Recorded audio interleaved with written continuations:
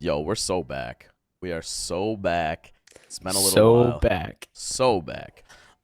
We decided to rip one for the NHL preview right before the season starts. So we are back in action. And let's get right into it. I am Smirk Schreiber, rolling it out. And I've got Badger alongside with the call. What's been going on? We've been away for what, almost 2 months. I'd say it's about almost 2 months. I've been pretty busy actually. I know you've been in grad school, and we'll get into that a little later. But honestly, my life has just been hockey and school, spend time with family, repeat. It's been a lot of rest. It's been a lot of work. Practicing 2 days a week. Last week or 2 weekends ago, we were in Colorado. We had games out there. We had 5 games about 4 weeks ago and one weekend that was tough. We go to Minnesota this upcoming weekend, which is going to be a blast. We have a 5-day weekend for school. That's always nice, even if you don't play sports. How's the altitude Um, up in Colorado? Did that play a factor? Did you notice it?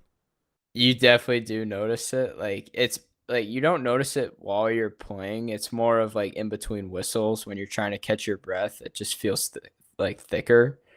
And like your breasts are a little shorter, but it didn't play like too much of a factor, but it was still noticeable. Sure, sure. Just figured I'd ask because that's something that you commonly hear is like, hey, you go to Colorado, that's something that's kind of a factor. So that's why people say that home ice for Colorado is a little more meaningful than any other place. But just figured I would Yeah. interject, ask about that because I've never been as much as I'd like to go. Yeah, and it was my second time going, and it's always a blast. Like I have family out there, so we were able to visit them. They came to my games, and yeah, and we were able to go to my teammate's grandparents' house. It had a beautiful view. You could see the city. It's right on a golf course. It was like it's just beautiful out there, like with the mountains and everything. It's like it's stunning views. Yeah, I've heard really good things about the scenery, and obviously if you snowboard or ski, that makes that's an added bonus to all of that. But um, Yeah, heard nothing but good things. yeah, and it's crazy. Like sometimes you could like 1 minute you could be skiing in a bathing suit, and then you it'll start snowing, and then you'll have to put on like snow pants and a like coat. Have you heard Why that? are you skiing in a bathing suit? I don't know. It's just it gets hot. I don't think anybody's crazy enough to do that. That's pretty wild. I My don't think dad I was would. telling me my dad was telling me stories about it one time. Like Hey, I mean, it more power sometimes to them, but it sometimes gets so hot. it's wild. I could never, but I That'd be definitely that'd be respect it. fun. Just ripping down the slopes shirtless. Tell me that wouldn't be a blast. I don't know. I don't know. Probably not for me, but It's because you're getting old. yeah, dude. Trust me, it gets worse. It just gets worse. It does. It's a little bit of a rough ride. Don't age. I wish it were that simple, but don't age. How have you been? Like, what have you been up to? How's grad school been? Like, tell me about like that whole experience. I mean, grad school is a grind, right? Like, so my whole program is online, and I'm going through Arkansas. A huge win this weekend, by the way. What is a volunteer? Tennessee, Rocky Flop, baby. Aren't Um, they like aren't they rated top or ranked top 10 too? Tennessee was number 4. Oh, Yeah, so big win, big win. But big upset. yeah, huge. But yeah, I mean it's been going all right. I have one class that's like really easy because I am a teacher and I've gone through like what it's like to assess students, so that part's really easy and like it's second nature to me to just turn in all the work that like is requested of me. And then my other course for this semester is like on writing a thesis. So it's like Oh, two very different it's very different and like that's a little more rigorous and tough, but I mean, the program itself is really good. This is the first time where I've really hit a class and been like, wow, this is actually kind of brutal. So, other than that, I mean, it's fine. is it just Obviously, go ahead. is it just like an English class, or is it like solely focused on like just building a thesis statement? So this whole thing is basically like, and I don't know why, because it's not a thesis program. Like, I don't have to write a thesis to graduate with my master's. Mm. But it's on like the parts of a thesis, what you need to do, like what's included, that kind of stuff, like where's your research, like this kind of those kind of things. So it's a lot of like wording and verbiage that I haven't really heard. Obviously, I just teach PE, so um, kind of tough. But yeah, Yeah. I mean that's that end of things. Obviously, I'm teaching. My gym's still not finished, so that's kind of tough. I've been Mhm. outside for the entire school year so far, and still waiting on Oh. lines to be striped on my floor. Uh, my assistant principal, who was a former PE teacher, is starting to get a little upset about it too. He's like, "Dude, this is getting ridiculous. You're going on 2 months without a gym. Like, where are we at? You know, they were optimistic it would be there to start the year. That didn't happen. So that's kind of weighing on my mental a little bit. You know, going in and Yeah. like, kids are starting to get upset about it. So, And it's been but hot. yeah, those days were pretty tough when it was really warm and kids fatigue Yeah. out, and we're out there for 40 minutes. So Yeah. just grinding through. But it'll be so worth it once it is done, and the Oh yeah. space is beautiful. I mean, I Mhm. I can go in there, like I can just go walk in there if I want Yeah. to, but I can't take kids in Yeah. there yet. So, Yeah. but yeah, How does that work? Like, do you like do attendance in the hallway then and like meet up outside or uh, like? so so attendance for me like doesn't exist, right? Because like we're in elementary school, so I don't have to take attendance. It's just like whoever's there for the Mhm. day is there for the day, and like it Oh doesn't really yeah. fluctuate. And like if somebody goes home early, like the office knows about it, so I don't even have to worry about it. Right. Once we actually do get started, I'll have like spots for them and stuff, and then it'll just be like quick attendance, like, hey, this person's missing today. Like it'll be easy. Uh-huh. But yeah, I mean that's that. So Yeah. life moves on. Yeah, and while we're talking about grad school, since I'm kind of getting to that age, I've been looking into colleges and going on visits. Like when we were in Colorado, I looked at University of Colorado Boulder. We walked around that campus. It was pretty sick, not gonna lie. Like I we can't we do the whole Dion thing, but anyway, Oh, like the campus was pretty cool. Like all the buildings were close together. The kids were pretty nice, like the ones we talked to. The football field was pretty cool. We couldn't like go into the stadium, but we were able to like look from like almost where you would walk on. Which is pretty dope. I know when we go to Boston towards the middle of November, we're gonna look at like Boston University, Boston College, maybe check out Northeastern, but yeah, it's just like an exciting time because it's like probably one of the most important years of my life because like it determines my future in a way. Um, no, for sure it does. yeah, so I'm pretty fired up about that. Um, was the like college process hard for you?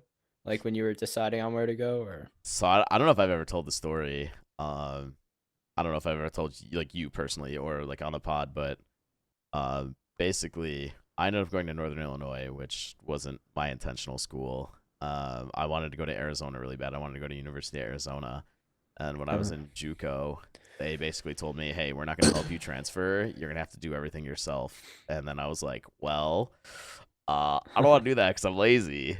So let's pick something in state, and then that it kind of changed my entire future because I would have had to change majors. Like University of Arizona at the time, and I maybe they still don't didn't offer physical education as a degree, so I might have been yeah. teaching math or history or something different, but I knew I I always could want to go not. down the education route. I couldn't see you teaching like math or history, like talking about George Washington or something. George Washington, like, like what? Yeah. No, I believe it or not, I actually like history a lot, but it's more Really? like the war side of things and not like the Oh political side yeah. of things. So, Uh, but yeah, what spiked your interest in University of Arizona? uh, I I don't really have like a straight up answer. My aunt lived Uh, out there at the time, and I went on a yeah, visit, and it just kind of like felt right. It felt like home, and yeah. so I really wanted to Would you, go there, but mhm. just couldn't. Would you have lived with her if you ended up going there? Uh, it was in talks, like to try and get the in-state tuition, just like live Yeah. with her for a little bit and then just kind of go that way. But yeah, Uh, I don't know. I mean, that's a big decision. Like, definitely don't take it yeah. lightly because for a while I did, and I Yeah. don't know if I've said it again on the pod or not, but like I didn't really try in school, so Hmm. didn't really apply myself, and I didn't really have the options that I could have if I would have just like done my stuff. So Is that something you regret looking back now? Yeah, 100%. But I think like as a teacher, it's a really good thing to like kind of relate to kids. Like, hey, like you might be struggling now, but like lock in. Like you have time to fix this. Like get on the Yeah. right track. Like you can make these mistakes now and still like turn out. So Especially that you teach elementary school. yeah, Like yeah, it's hundred kind of percent. hard when you're like a sophomore, junior, senior in high school to maybe turn that track around. Like if your GPA's gone down or other stuff like that, and like you've slacked. Yeah, I was an insane test taker. Like, cause I knew the stuff, but like I didn't ever want to do homework or anything. So I So was you like lost the easy points almost. yeah, pretty much. Like I probably could have been a straight A student if I literally just turned stuff in. And like a lot of times I would do it and just like not turn it in because I would lose it or Really? whatever. Yeah. So not proud of it, but it is what it is. Yeah. But that's that. Yeah, definitely take your time with that and make the right decision. I mean, you'll know. Like Yeah. it Yeah. sounds so simplistic, but you'll know. You're like, yeah, hmm this is the one. Like we've seen cool stuff, but like this is the one. This is what feels right. Yeah. All right. With that, do you want to go into the previews? Before we do, let's quickly yap about the Face Off series on Amazon Oh because that's yeah, a that's that's a right. pretty that's a pretty big deal. I'm only 2 episodes in, but the Yeah. storytelling I feel like is really good. I Yeah. feel like the like kind of mashups of players for some of the episodes kind of don't make sense. Um, whereas others I feel like are very good. Thoughts on Yeah. thoughts on that specifically? Like, do you think like the pairings were weird? Like the players, I have no qualms with any of the players. I think the Oh player yeah. selections were great, but I think the first one was perfect with Nylander and Pasternak. yep, Second one, who was in the second one? that's Eichel and Forsberg. Eichel. That one was a little confusing, Yeah, but I and feel like that one was almost like all the other ones kind of make sense. It was just like those were the other two that were left. I feel like and for me, I didn't know like the background story with Pasta and Nylander, so that was really cool to like Yeah. see that, and Yeah. then like hmm obviously you get the like kind of intertwining with the playoff series, and like that story runs side by side because they're both involved in it. Whereas like Yeah. you get to the Forsberg Eichel episode, and you're kind of like, well, it kind of hops all over the place, Yeah. so that And was a little then tough. and then the captain's episode, I really enjoyed that one. I don't want to give any spoilers, Yeah, definitely don't. because you haven't watched that, but that was Quinn Hughes, Gabriel Landeskog, and Jacob Trouba. It's my boy Like Quinn. yeah, like and if you look at them and like their styles of play, they're three completely different type of leaders. Yeah. So that was interesting to kind of see like background on that. And then McDavid and Draisaitl were episode 5. So their kind of run to the cup, and then Kachuk and McDavid were the last one. I think this opened a lot of people's eyes to McDavid. Um, Obviously, I haven't seen his episode or episodes. Yeah. Um, but from what I've been hearing is like people were like, I didn't know he was like that, and like we always think of like McDavid as this like buttoned up, like really reserved guy, and obviously there's clips coming Mhm. out of him, and like And he kind of talks about that. Like he said that he was an introvert.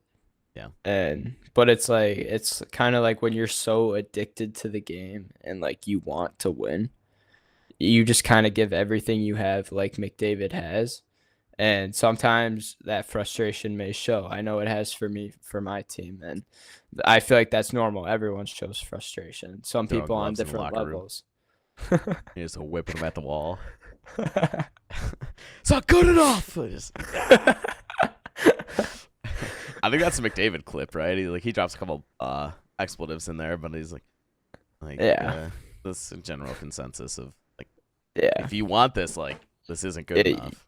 like you have to work for it. Yeah, And playoffs are no joke. It's 16 potential games or more than si- yeah, 16 or more games. Like, yeah. has anyone ever gone on a perfect run in the Stanley Cup playoffs? I don't think so, right? I not in modern era. I don't believe we've had a couple teams close. Like I think the Avalanche a couple years ago lost one or two. Or I think it was 3. They swept your Preds, Hey, listen, we shouldn't have been in the playoffs that year. All right, so And then they 1-5 against someone, and was then that they beat the Blues in 6, right? yeah, it was Blues in 6. Then they swept Edmonton, and then beat Tampa in 6.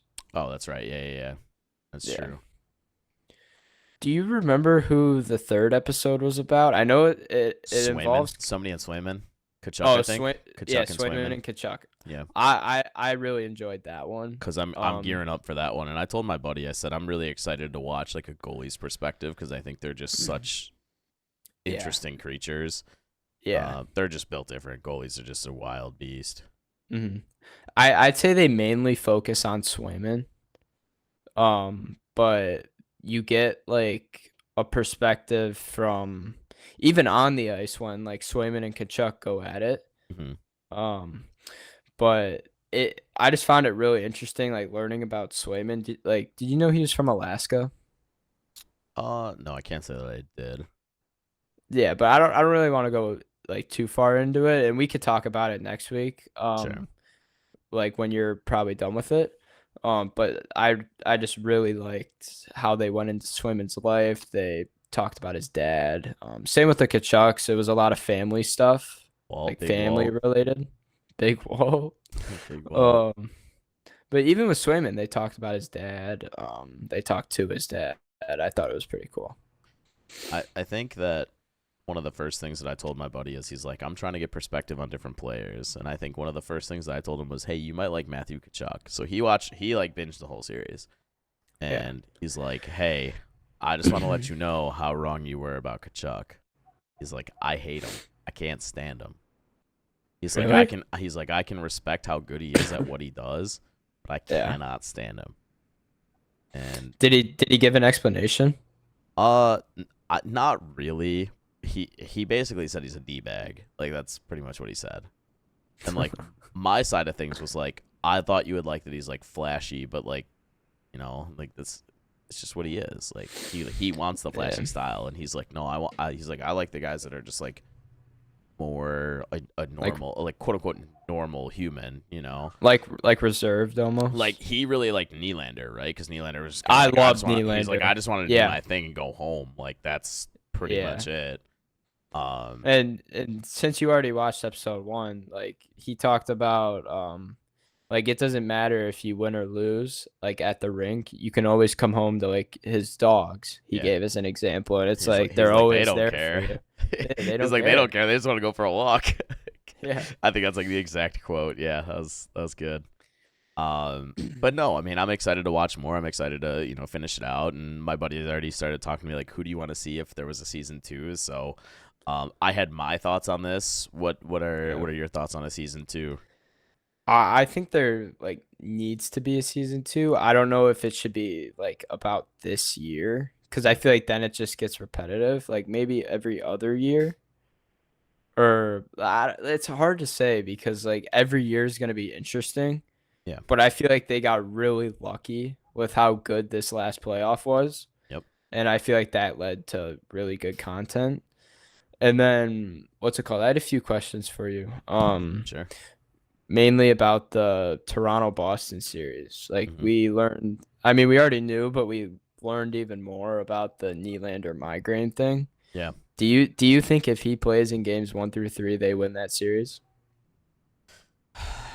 It's so tough. I'm gonna say no, just because he said like he literally like didn't want to keep his eyes open, like they were that bad. Um, So I'd have to say no. I mean, he himself said, "Hey, I wouldn't have even been of use like if I did suit yeah, up." So I think no. Obviously, like if we're assuming he's fully healthy, then maybe I yeah, think that might uh-huh. change things for sure.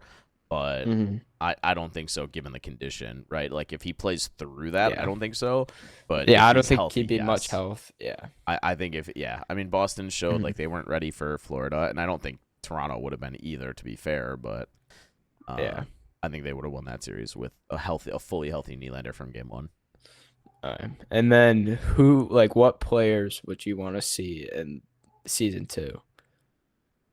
Without being biased, and I think that's the hardest thing. I think a really good choice is UC Saros. Actually, Really? I think that he's another kind of like, I don't want to say McDavid type because I don't think he's got that same fire in him. Yeah.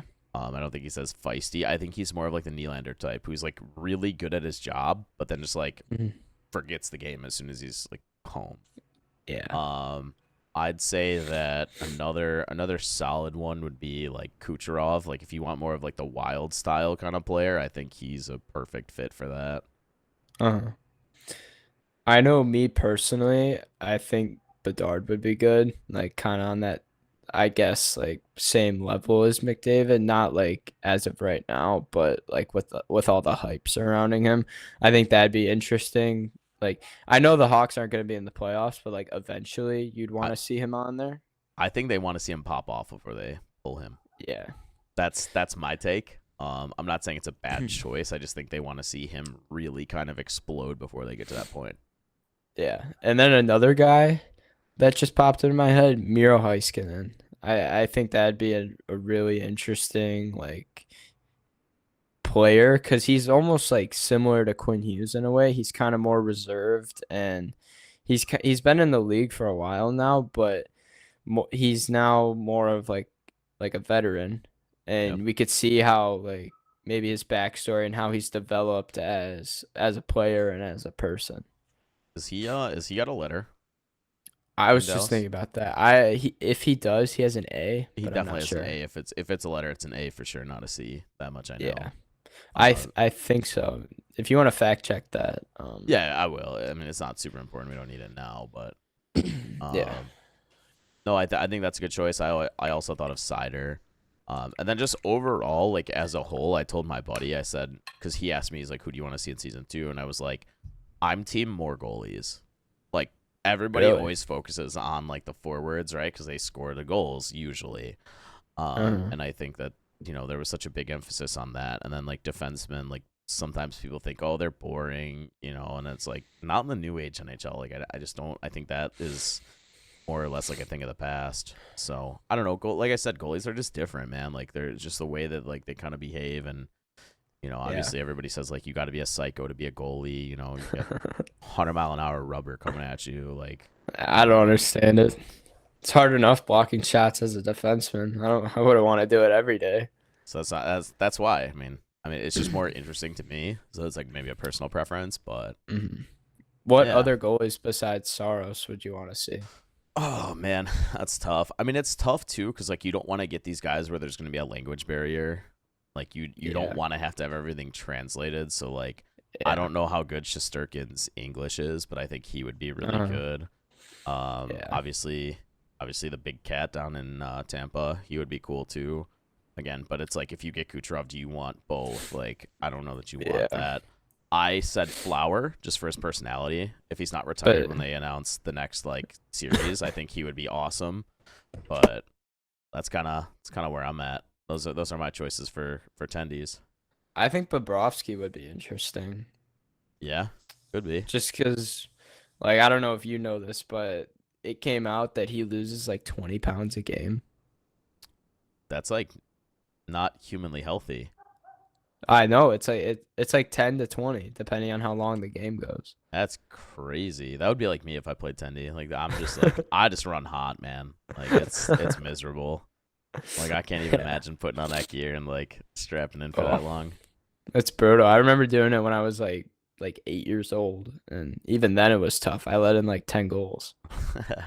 I remember playing floor hockey like way back. I was like probably somewhere between like 7 and 9, and like Hmm. they were like, "Hey, it's your turn to play goalie," and I was like, okay," and it's just like goal, goal, goal, goal, and I was like, ooh, about I that.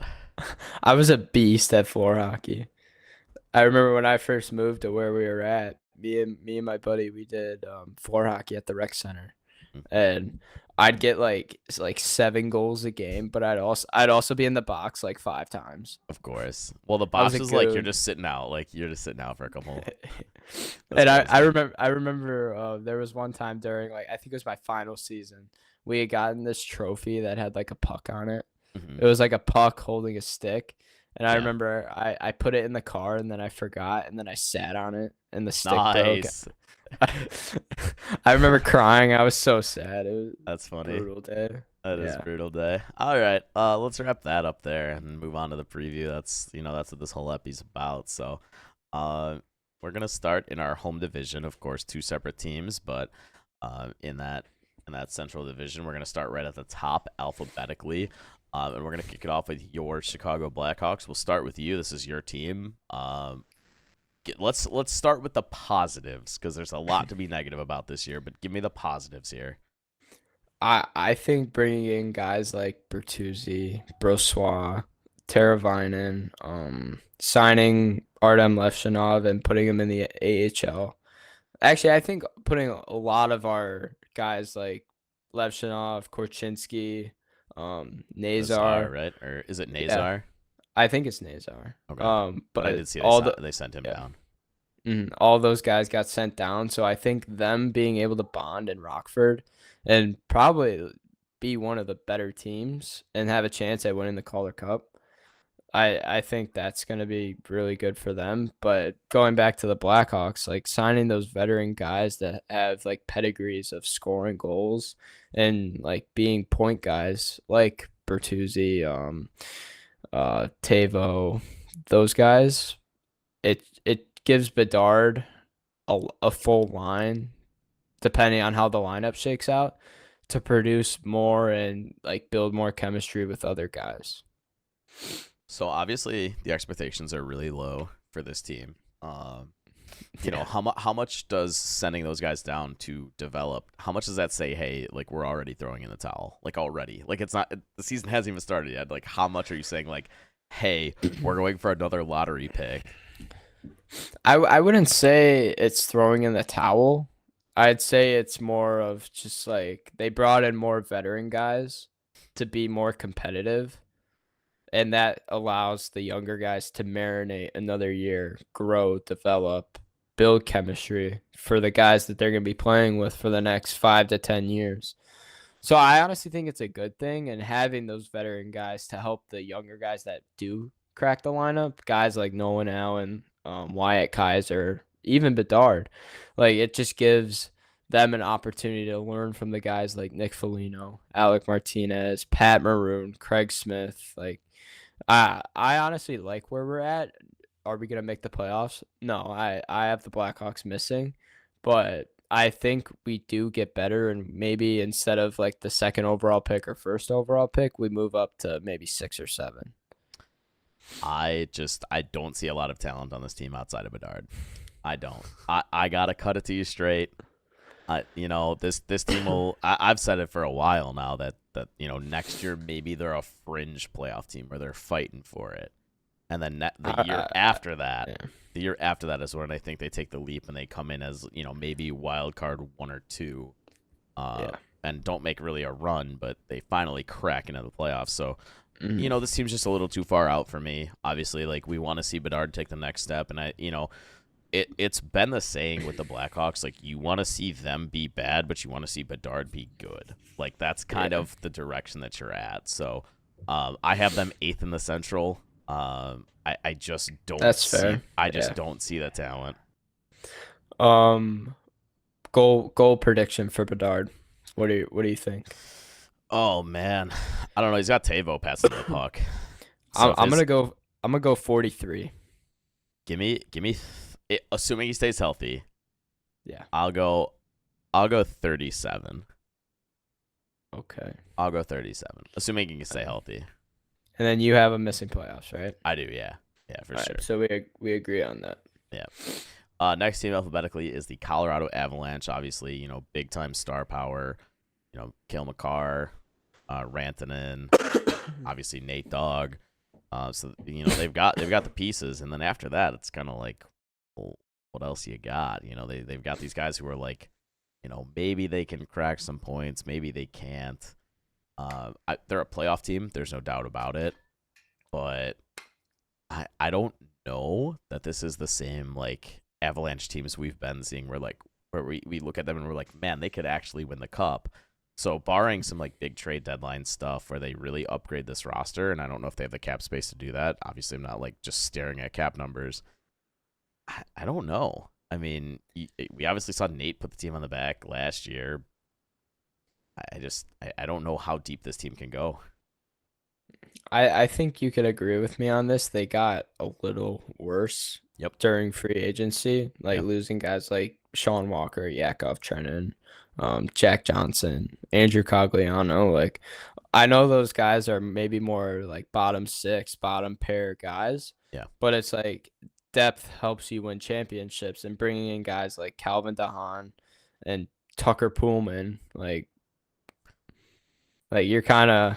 you're not really replacing them. It's more of just like a fitter and maybe survive till the deadline. I mean, they re-signed Middlestat, Duran, and O'Connor, but it's like is Middlestat gonna fulfill that role of second line center? I know he was thrown in there a little bit during playoffs, but is he gonna be able to play an entire 82 game slate at that second line center position? Yeah, I mean, I think people are gonna always downplay like how important Yakov Trenin is, and like he's not always the flashiest guy. You know, he's just a solid like two-way player, not afraid to give the body. Obviously, I watched him for quite a bit in Nashville, and I think people always underestimate those kind of players who fill that void on a team.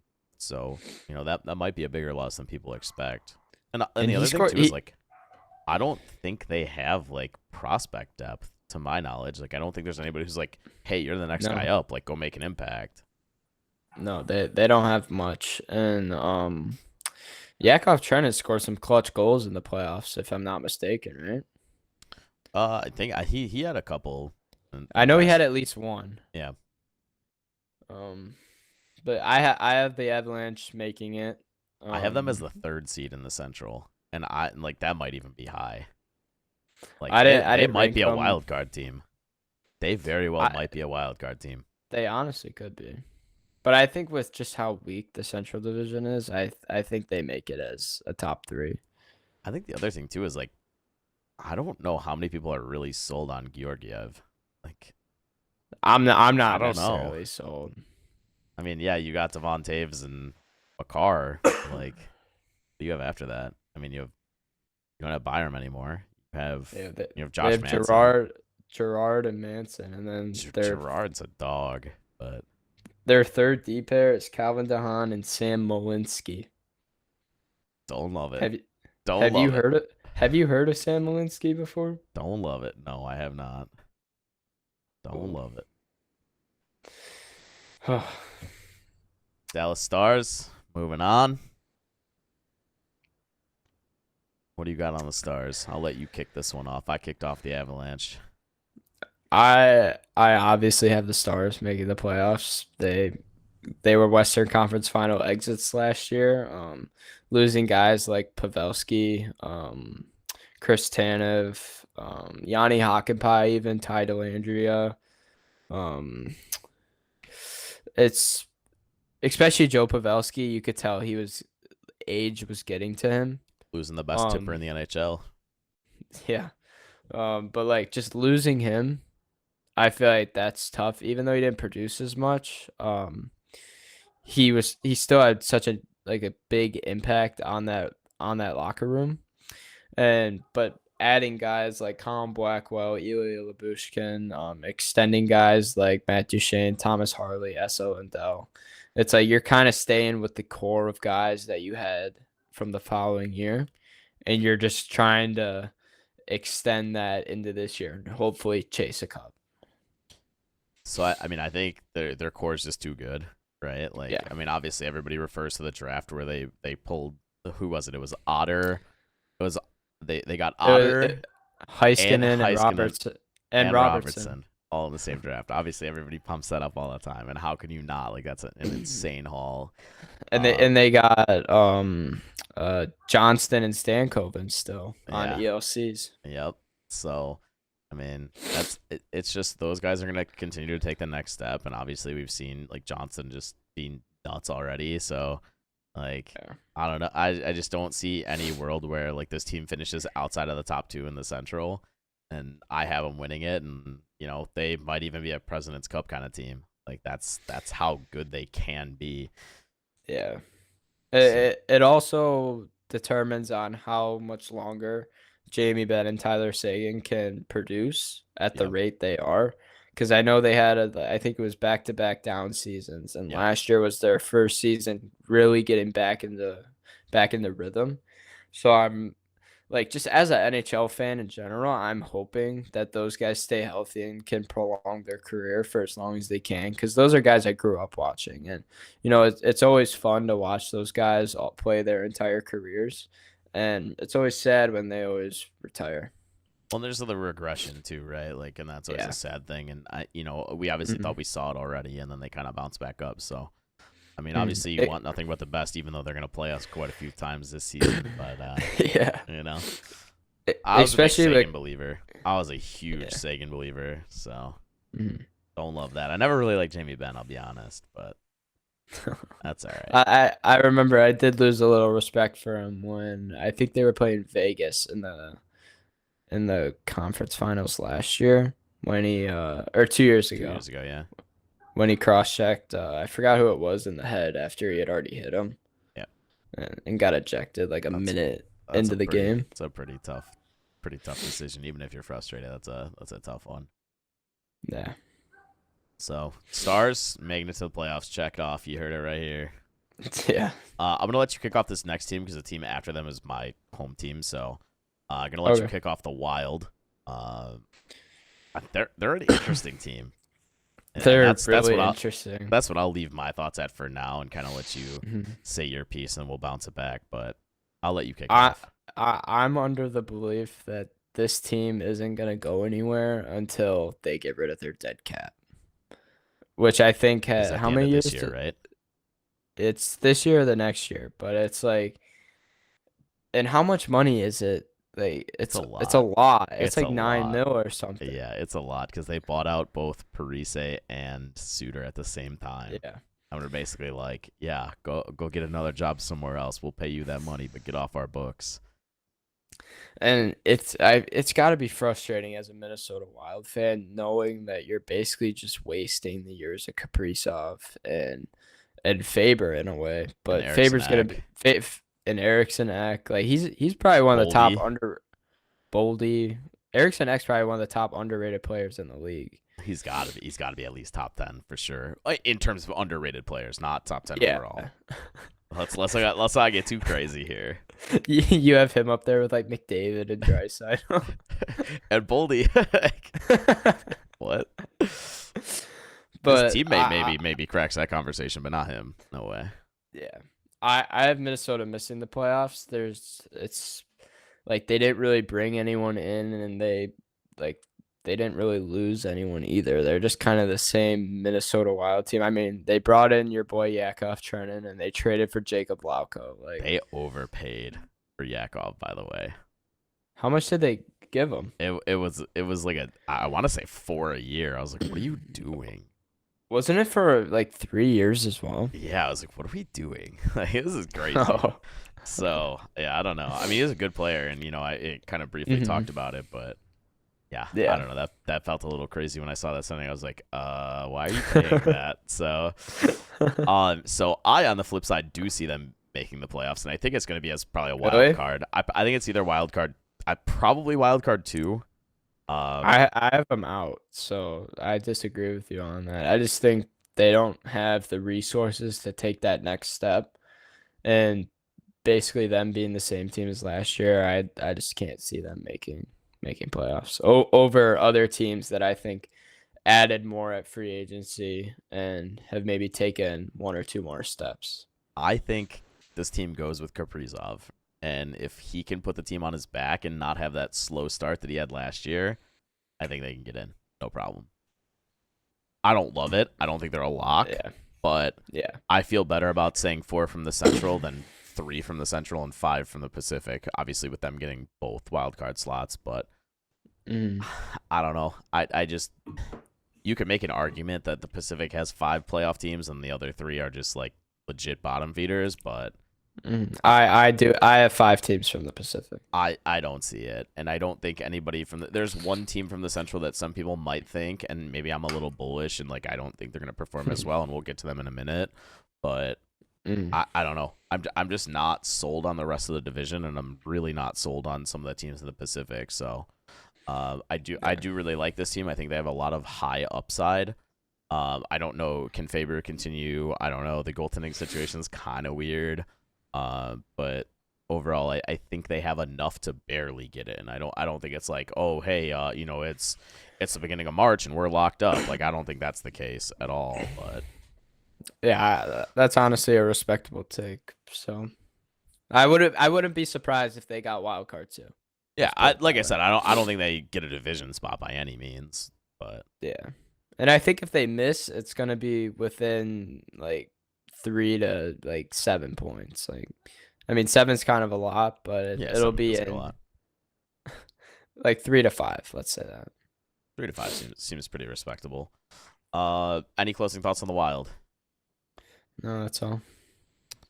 All right, heading on to, I mean, arguably the winners of the offseason, or at least that's what they're perceived as, the Nashville Predators down there.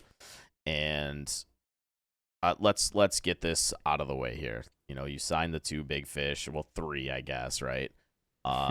You signed three big fish in the offseason, and I think that anything outside of probably a Western Conference final is a failure. Really? I don't think there's any two ways about it. Um, this is probably the best overall team from top to bottom that the organization has ever iced. So I would have to say that this is the big time. Like you cannot mess this up. So So um, in your eyes, is it cup or bust? I don't know that I would say so in year one. Like I don't know that Mm. like with those guys on the book for as long as they are, I don't know that it's year Yeah. one. But throughout that tenure, yes, 100%. All right, because I'd say you have like maybe not this year, but the 3 years following that would probably be like the Predators' time. Yeah, I mean, I think that it's kind of an arms race in the Central right now. Obviously, you're going to see, St. Louis has got some really good prospects who we'll get to in a moment. I don't think they're there yet, but they have some really big names that could make an impact. Obviously, everybody talks about Chicago's prospect pool and how much of a leap they're going to make, but it's an arms race. You've got the Stars already calling people up who are making an immediate impact. So, um, it's just tough, and I think that 3 year window only gets harder. So I think you're really focused on this year, next year, and then you might start to see them slip a little bit. To be honest with you, obviously Yeah. Forsberg's going to compete at a high level. He always will. I mean, I'm really excited for, and not really like an addition, but like more so his production by way of the additions is Luke Evangelista. I think that Hmm. watching him, like, can you produce? Like, you showed us flashes of like how talented you are last year. When I was at the game, he walked somebody on the Hawks. Like I just straight around him. I was like, all right, kid. Like, Yeah. so I mean, he's got it. It's just a matter of like now you've got the line mates that are going to put you to that level. Can you actually produce? Obviously, we know what Saros. Obviously, like the big thing this year, the only way they miss playoffs in my eyes is if Saros gets hurt. Right, Saros Yeah. goes down, like you're cooked. But other than that, I mean, you've got Roman Yossi. He's gonna be probably top five in defenseman points easily. Uh, he Mhm. just always finds a way to show up when they need him most. He went on such an insane stretch last year during that FU2 tour ordeal. So I don't know. I see them as second in the Central. Yeah. There's a chance they win it. I don't want to be like the full blown homer and be like, oh yeah, they're gonna win the Central. Like I don't want to be that guy. I want to be realistic. I want to be level headed and say, hey, yeah, the Yeah. Stars are the best team in the Central. So Mm. I didn't even And touch on the additions, but we kind of did that before when we talked about free agency. So yeah, and what's it called? Like going back to Forsberg, I didn't know he played through an ankle injury the entire season.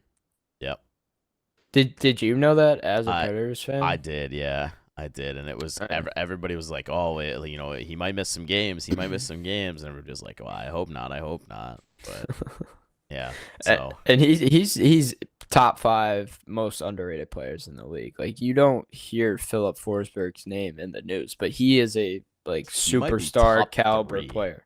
He might be top three underrated in the league. I I could agree I with see a that. ton of them, so like none of it's shocking to me. Yeah. But is it the market? Like, is that what it is? Is it because he's in It Nashville? Like, probably is. Probably is. I don't know. It's weird seeing Stamkos in Nashville, by the way, wearing the yellow. Th- It's really weird. That's I saw that that's picture. I was like, weird. whoa. Like, It's that was gonna like a take culture time getting shock. used to. That was a culture shock. You've And got him making playoffs or missing playoffs? I have him making playoffs, and I would agree with you. I have him second in the division What do you because think their Dallas. upside is? Like, where do you think this team could realistically go this year? Keep in mind, Saros has an issue winning in the playoffs. Like that's a very real thing. Like I hate to admit it, but that's a very real thing. I think it depends on who they get matched up against and how the playoff bracket ends up working out. Because like last year, they would have had to go through the Pacific because they played Vancouver, and Yep. they're not getting past Edmonton. I think they would have matched up with Edmonton better than you think. I don't think they would have beat them, but I think they would have matched up better than Mhm. you think. I think they would have matched up worse, like worse than Vancouver, because Vancouver took them to 7, and I think Edmonton almost fumbled the bag with that series, and I was on the edge of my seat that entire game. But realistically, I think if they have to meet the Stars in the first round, I don't think they make it out. I don't think they will. If Yeah. they finish second, the Stars finish first, they won't have to. Oh, okay. Then if they have to end up playing the Stars second round, I think second round's their max. Respectable. But if they get lucky, I think Western Conference Finals is definitely possible, but I'm gonna stick with second round. Sure. St. Louis Blues don't have a ton to say on this team. I'm not really excited for them now, but I think I'm really excited for them in the Yeah. future. I kind of talked about it a little bit that they have some really exciting names. I'll get the cat out of the bag here. I do have them missing playoffs. I think that they're just in their current state. I'm not sold on Binnington. I think he can have really high highs and then really low lows. But I just don't know. This team made some really questionable moves in the offseason. I mean, obviously everybody's like talking about the offer sheets, but I don't know. I think they're the seventh best team in this division, and that's not good. That's not good enough. But going off those offer sheets, I really like the additions of Holloway and Broberg. We saw flashes of both of them throughout the entire playoffs. Holloway more than Broberg. And I was kind of gutted when the Oilers didn't bring them back. But that's just my opinion. I think it's a great move for St. Louis. They have I don't really know their prospect pool that much. They have I neighbors, right? He's they've supposed to be they've got Jake he's Neighbors. supposed to be pretty he's supposed to be pretty nasty. There's another really big name that I'm not thinking of right now. There's like a really big name. It was from Vegas, right? I believe so, yeah. Let me see if I can find that real quick. It has his last name's like Dean, I think. And they drafted Otto Stenlin this year. They signed him to his ELC, so we'll see if he cracks the lineup. Um, but really, other than that, like I'd probably agree with you. They're probably the 6th or 7th best team in this division. Um, Oh, I'm blocking. gonna butcher this guy's name. What I'm is gonna it? butcher this guy's name. He's the kid from Minnesota. I'm gonna but his name looks so tough. I'm gonna butcher it. If you say it, I'll know who it is. It's like I don't wanna. Snuggerud. Yeah, Jimmy I Snuggerud. was gonna say it that way, and I didn't know if it was right. Yeah, he's gross. Yeah, that's I the guy. That's the guy on the prospect pool that they're really high on. Yeah, Like he went back to really high Minnesota. on. He went back to Minnesota though for his junior year. Well, So no, I mean that's fine, but like yeah, yeah, the yeah, point is like that's for the future, like that he's gonna be yeah, there. So, yeah. but But yeah, I don't know. I don't see it this year with them. something I thought that was really good, was them locking up Buchnevich. Yeah, I think he really had a breakout season last year, and was really almost able to step into that first line role. I know he had his struggles in New York when he was Yep, with the Rangers. sure did. Um, but maybe having less media surrounding him and maybe being in a little bit of a lesser market in St. Louis gave him like I don't really know how to word it, like more freedom to maybe Confidence. play more And it confidence, sounds more like confidence if freedom. you don't have to worry about the media and everything Oh being under yeah. the radar. So Mhm. yeah, I mean But he's an elite. Like I would say he's borderline elite. yeah. And to my knowledge, he plays a pretty solid two-way game, which is always Mhm. valuable. So But I just don't like the entire team as a whole. Like, yeah. and not from like a I hate the Blues standpoint, but like just the roster as a whole. I just don't love all of the pieces together. uh And I have that missing. Um The next two yeah. teams, and we're not gonna skip over them, but the next two teams I have very close together, and I think you can kind of one over the Yeah. other, and I think like they're that close in my mind. I don't think it'll be statistically possible for them to tie, but like that's how close I believe that they are. Do you wanna kick it off with Utah, or you want me to? I can give my thoughts and then if you want to hop in Yeah, go for it. during. Yeah, rip it. Um I have them under the Jets just right off the bat. I think adding Sergachev is huge Massive.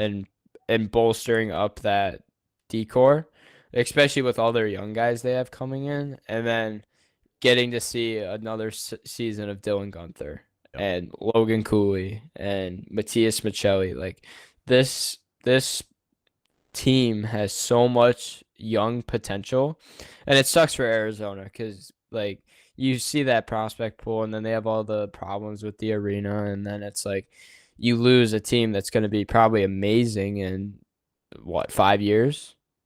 Maybe Like less than that. yeah, well, yeah, less than that, but by 5 years they're going to be a cup contender, and just losing that it's kind of frustrating as a fan. Um, But overall, I think this team really improved. I know they drafted Tij Ginla, who they signed. Um, do you think he cracks the lineup year one, or do you think he goes back to?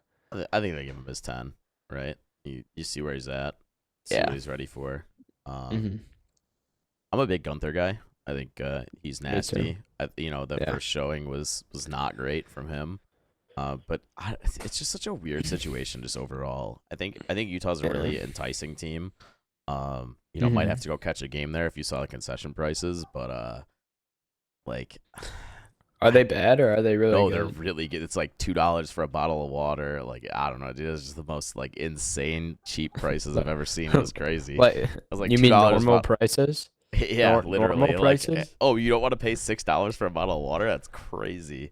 It's 8 at the United Center. Yeah, I mean, I should know that. I give my buddy a bottle of water every time. I should know that, but I don't. But yeah, no, I really like this team. I think that the big question mark for me is Ingram. Like, how's he gonna hold up?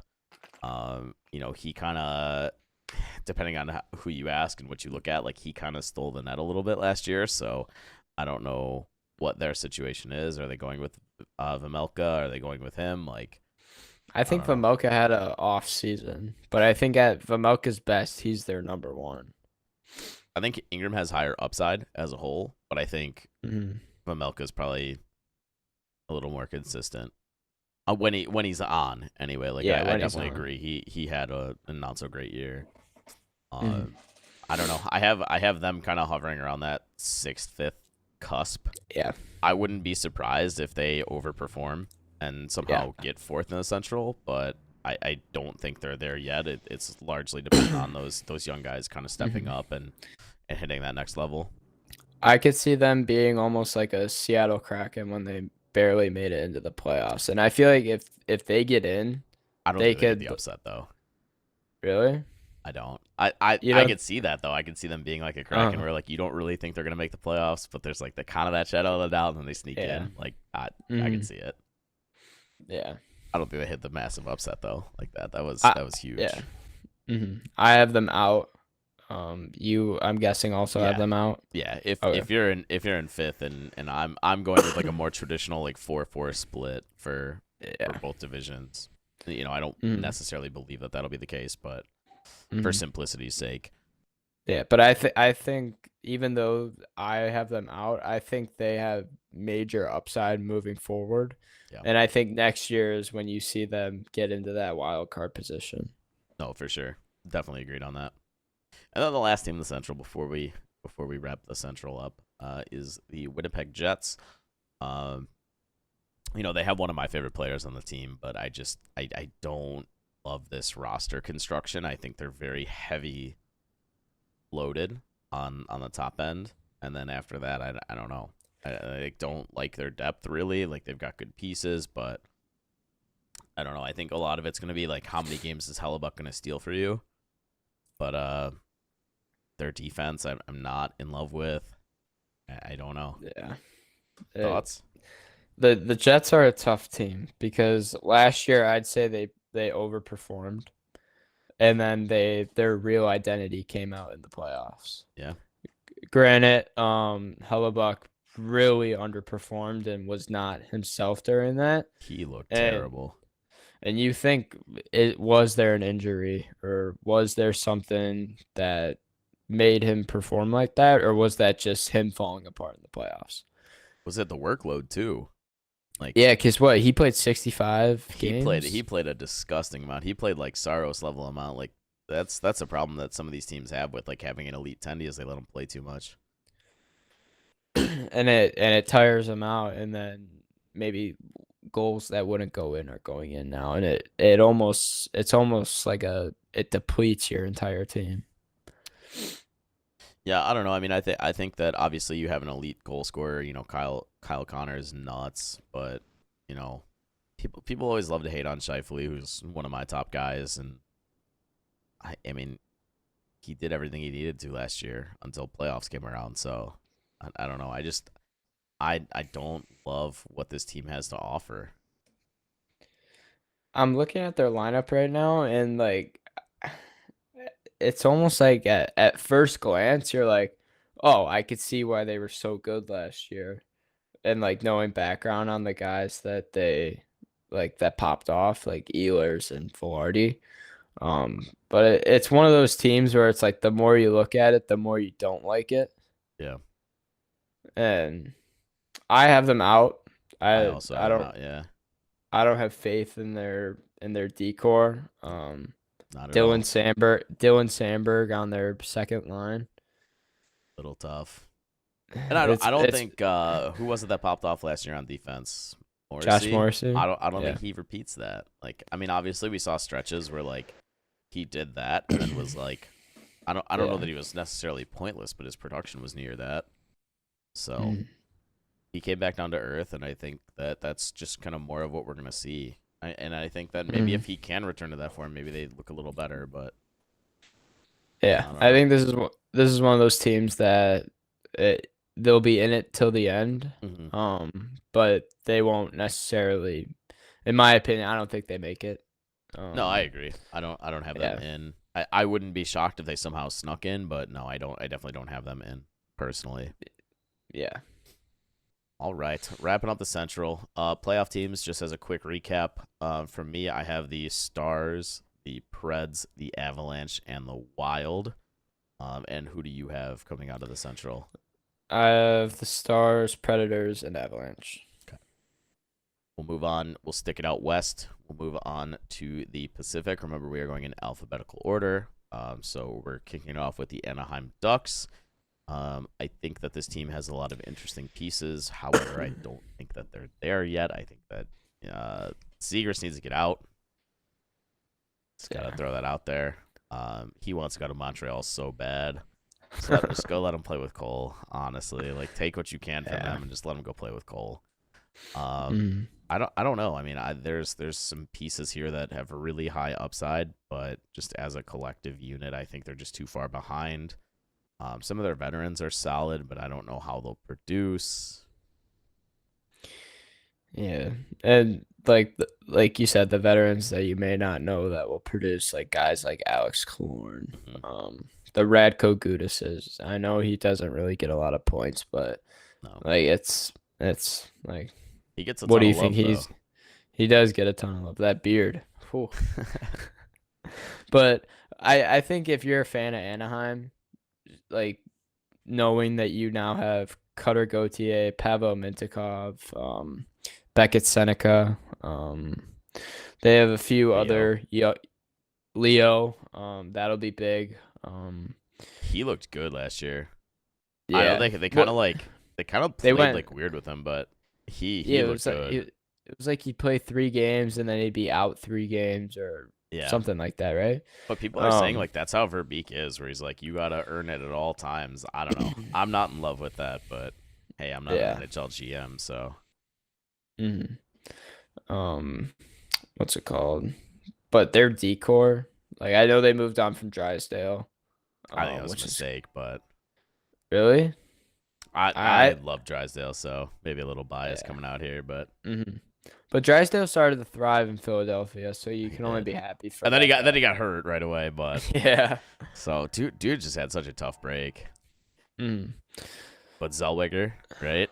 Zellweger, like Who's the other they're one? they're There's one more like big name prospect that they have that's called up or is supposed to be called up. I can't think of it right now. I'm gonna see if they made Um. the see if he made the cut. mhm. Nah, it doesn't look like he made their lines. And according to this, according to current roster data from practice, Zellweger was not up, so I don't know if they returned him or what. I know he didn't play the entire season. He only played a few games. Interesting note: they do have Zegers playing wing. I don't know how much we love that, hate that, but just hmm kind of something to bring up.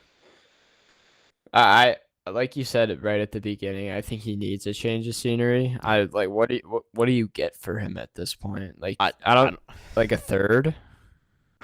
I mean, if you get like a really desperate team, maybe you get a second, but But I don't who's gonna know. be desperate for a guy who like Who isn't has really high producing? upside and flashiness? Yeah, I don't know.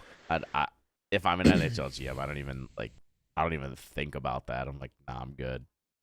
But I don't know. And I love Zegers for what it's worth. Like I love the dude, but Yeah. I just he needs to move on. He needs to find another place where he can hopefully flourish. I don't know. I just Seekers think to Chicago. maybe. Yeah, if they're desperate enough. They've got enough picks. Maybe they should. I don't know. Who I just knows? think that this team's too far away. I think they need to get rid of Gibson as well. I think they need to Yeah. give the net to what's his name? Dostal. Is that how you say it? Yeah. I think he And, showed that and he was ready.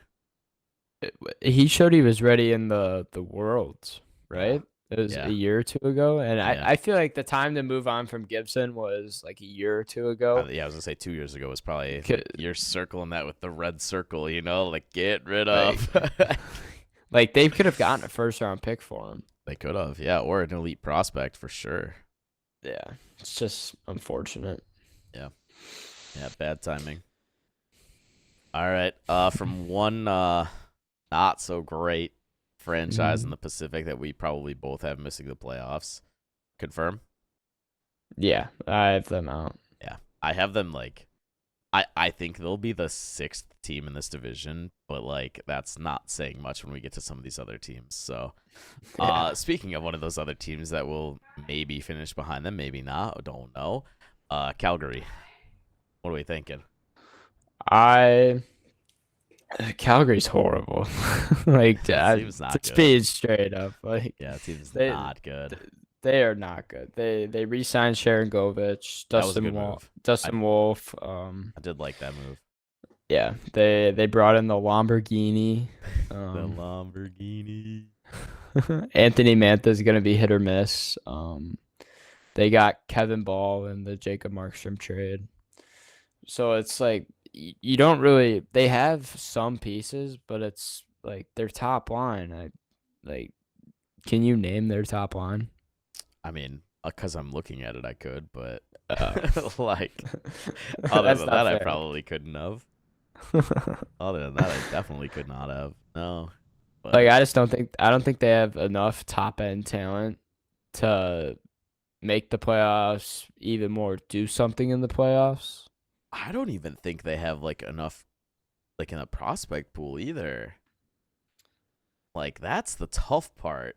It's like I feel like they are in just such a weird situation. They've got that guy from that defenseman from Saginaw, Zane Park Parake. Yeah. He signed his entry level, Yeah, so but he could there's maybe. no way you let him play this year. Like if your team's gonna be this bad, why? Like I for mean, who what? knows? I A mean, you year probably of let him play as experience. 10. You probably let him play as Yeah. 10 and send him back, but Mm. I don't know.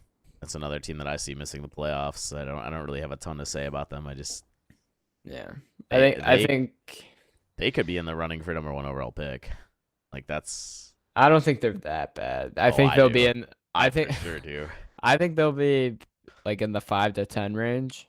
I think For they're sure. 1 to 4, no doubt. Not a doubt in my mind. Do you think Jonathan Huberdeau maybe comes back this season? No. Really? No. Do you think he's done? Yeah, and I liked him, but I don't see it. Mm.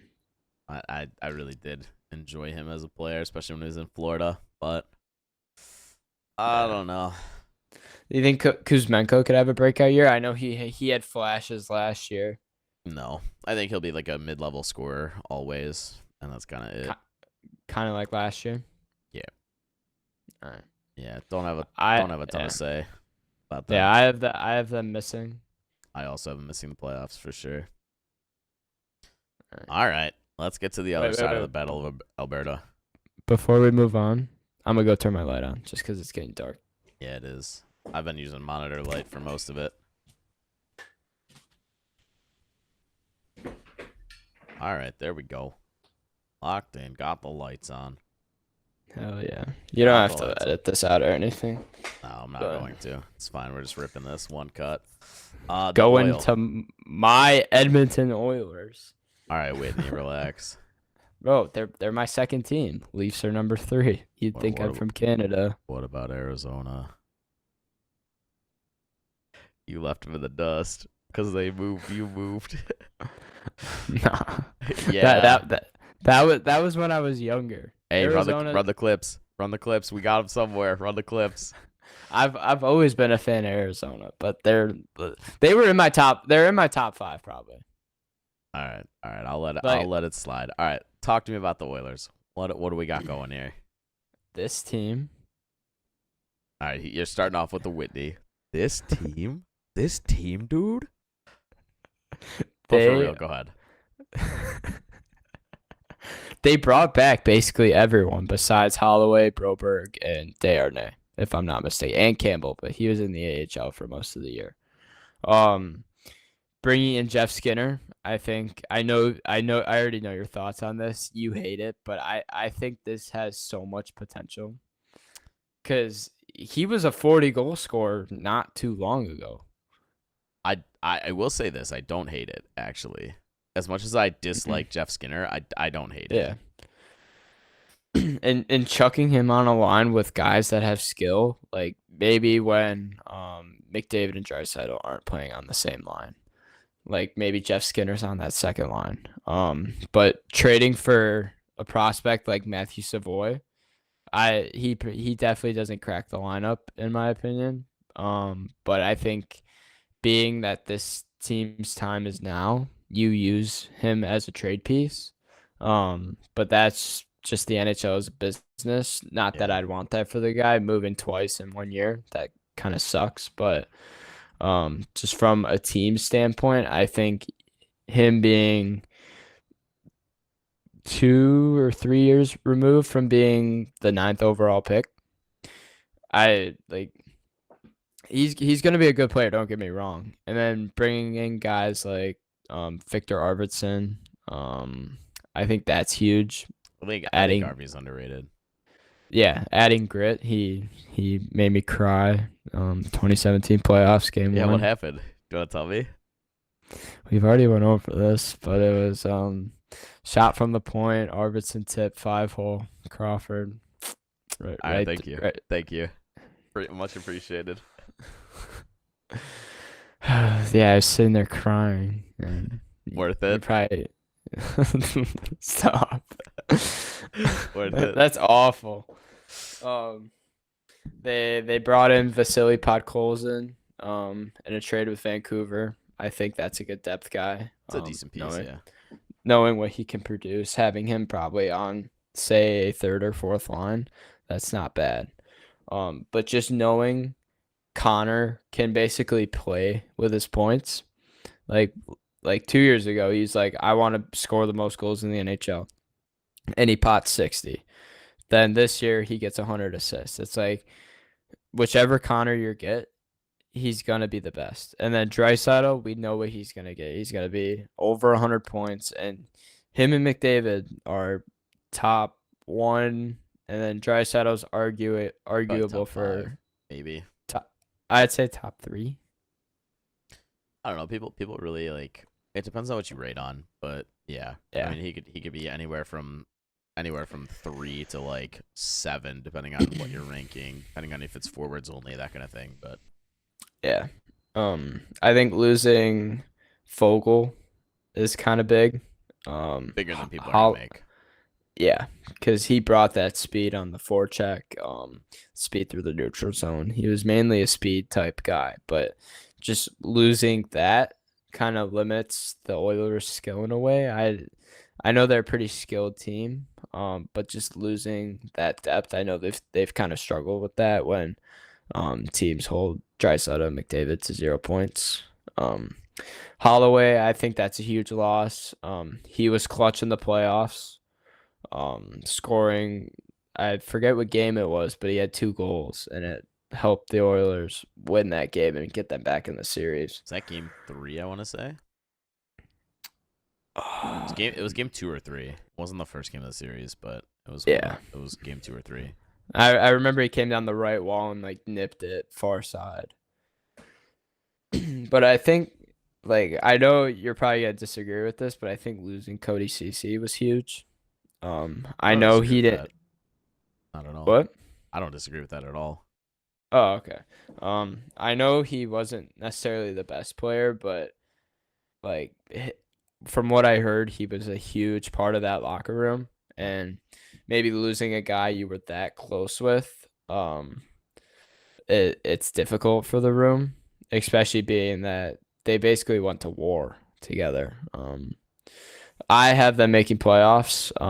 I'll let you say your piece, but it's definitely cup or bust for the Oilers once again. I have them winning the Pacific. I did my rankings a Yeah. little different than you did. I have them winning the Pacific. And I wouldn't be shocked if there was another team that did, but get to that later. Mm. I don't know. I think like one of the most underrated things is we as fans don't know what's going on in the locker room. Like we have no knowledge of that. However, there were reports about Cody CC, and like there was apparently trades where he would go and somebody else would come in his place, and they were pretty against it. So that says a ton. Obviously he was not the most serviceable player, but I mean he's good enough to be in the NHL, so that says enough right there. But yeah, I don't know. I feel like the big question mark for this team is number one, defensive depth, and number two is the goaltending situation. It's like, do we see a little more consistency this year? Because I feel like in some of their games they were just trying to like boat race people. I was like, all right, first, essentially it was like first to 7 wins. Like, I don't know how sustainable that is over 82, but Do you think Zach Hyman can repeat what he did last year, or do you? I definitely think there's going to be regression, yeah, but there how should be a much fall do you off. think? I think probably around 10ish. I think probably 10 off of his goal total, probably somewhere around there. I I'd would say even he say gets. 15 because it was so high. I But was gonna say he gets 35-40 this year. yeah, I don't know. I mean, they're still a well-rounded team, and some of their pieces I think are sneaky good. So Yeah, I think their forwards are unbelievable. Like a 4-line roster for your offense. Like I think they have enough depth. all right, moving it on because we got to get rolling a little bit here. I mean, we knew we were in for a long epi, but Yeah. Kings, L.A. Kings, and I think this is maybe the team with the most fluctuation in this division, and at least in my opinion. I think you can see really high highs, you can see really low lows with them. Um, Yeah. I have them like right on the playoff bubble, which like maybe unpopular opinion, and I think I would be Hmm. higher without the Dowdy news. I Yeah. think I think that they would probably be comfortably third, which might be a little crazy because there's another team who's very loaded. We'll get to them in a little bit. But Mhm. I just think that that's a big blow. But I think that a large part of this is contingent on can Byfield take the next step. He's kind of like Yeah. turning into like baby Kopitar. Like that's what they're literally like Mhm. saying is like he's trying to be like tucked under his wing and kind of Mhm. follow that same mold of player. So um, Yeah. they have a lot of solid pieces. I mean, obviously, people are going to talk about the PLD trade and the first PLD trade to acquire him, but I don't know. I like this team. I'm not in love with this team. I'd agree with that 100%. I have them as a bubble team as well. I do have them getting in mainly as a wild card, I think. Because there are other teams that we'll get to in a minute that I do think have better depth, have like better upside in my opinion. And that Drew Doughty news was horrible. Yeah. Like he was, especially with the season he had last year, losing a cornerstone piece like that, it, it's so hard for a team that maybe relies on its veterans a little more. Mm. But maybe that gives opportunities to a player like Brant Clark, Yeah. who's They're very high probably, on him. yeah, he's getting to be NHL ready, and maybe having Drew Doughty out for however long he is, because that ankle injury looked nasty. They were saying it's probably going to be a pretty long time without him. Oh, They were already saying about months. So wow. I don't know how many, but that Yeah, that they literally had. swayed where I had them too. I was like, wait, but I Yeah, was like, I remembered that news, and I was like, man, I can't put them that high. I was gonna put him third, but Yeah, then that's where I had them. you saying that reminded me, and now I have him as a wild card team now. Yeah. But they do have Brant Clark slotted in on that third pair. So I But I do have looking, them making the playoffs, just for the record. yeah, But yeah. But looking at their D, like, doesn't that scare you a little bit? yeah, I think it's a big glaring hole now, like with that news, and I think like not Hmm. that they were like elite with him in there, but they definitely are in the top half of the NHL when he's slotted in there. Like I think people like love to hate on Gavrikov. I think Gavrikov is actually very good at what he does. Yeah. But yeah, I don't know. There's a lot of what's the right word for this? There's a lot of like fluctuation on players in their roster where like they might pop off, but they might also be a complete dud. Whereas like other rosters, you kind of like know what you're gonna get out of certain players, and Hmm. I think they have to heavily rely on guys like Kopitar, Kempe, Fiala. I think adding Warren Fogle that helps too. I know we already talked about him in Edmonton, but maybe adding that depth, that'll be good for the Kings. yeah. Well, and they have Dano still, right? Yeah, their Like, center depth is probably best in the league, right? yeah, but it's got to be. So I don't know. I mean, they're a weird team. They're kind of hard to predict because of. I mean, obviously the injury news makes it a little harder, but um, Yeah. I don't know. That and their goaltending situation, like I don't know how sold I am on that either. Oh yeah, I was gonna Like ask you about that. What do you think about Kemper? I don't know. I mean, he's always found this like weird way to win, but like I don't. Yeah. He's in the top half of goalies in the league by any means. So like for them to go out and like swing on him is kind of interesting. Do you think maybe how he played in Colorado during their cup run? Do you think there's the potential, like if they squeak in, he can maybe steal a few games and they go on a run? I'm gonna say something that's probably so obvious. I think that like any goalie in the NHL can, at any starting goalie in the NHL, if your team makes the playoffs, has the potential to steal a game. So like I don't know like how Hmm. much I believe that. I don't know how many he can steal. I think like that's like the big thing to me is like how many can you steal? It's like all right, cool, you can steal one, but like what's your maximum? How many are you just gonna like you're gonna straight goalie them? And like I don't Yeah. know how many Kemper really has in his bag. I don't Hmm. know that he has more than one. I don't know. He He he like to me he seems very inconsistent. I'd agree with that because he in Washington he was horrible if I'm not mistaken, It was and not great. In Colorado he was amazing, and then Arizona he was kind of meh. He had his moments. I think he played on that bubble team. No, He might have the one that with eliminated your Arizona. Predators. Yeah, that one. Yeah, Yeah, yeah, that one. The yeah, very same yeah. one. Yeah. Yep. I think when we looked it up, I think we looked it up before, and that was in Yeah. fact he was in fact the attendee for that game. So, yeah, I don't know. I don't have much more to say other than like, yeah, maybe Yeah, me Kemper either. goes on a run, but I don't know. I don't see it. I think they'll be kind of right where we think they'll be. Peak of probably third in that division, maybe second if one of these teams underperforms, but I more likely see them with about the wild card ish spot. Yeah, that's where I have them too. Moving on to another team that is going to be floating near the bottom. Um, no pun intended. That is the San Jose Sharks. Obviously, just picking first overall. They might be doing so again pretty soon here. They made some interesting stuff, and they picked up Askarov and then sent him down, which is funny because he didn't want to do that in Nashville. But I mean, let's face it, that had more to do with the extension of Saros than anything else. But Yeah.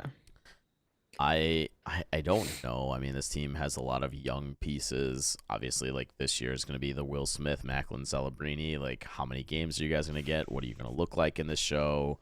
Um, Hmm. is there any chance we see them just like send one of them down? Is that possible, or do you think they stay up the whole year and like no matter what? I mean, Macklin Celebrini is slated to miss opening night for what it's worth.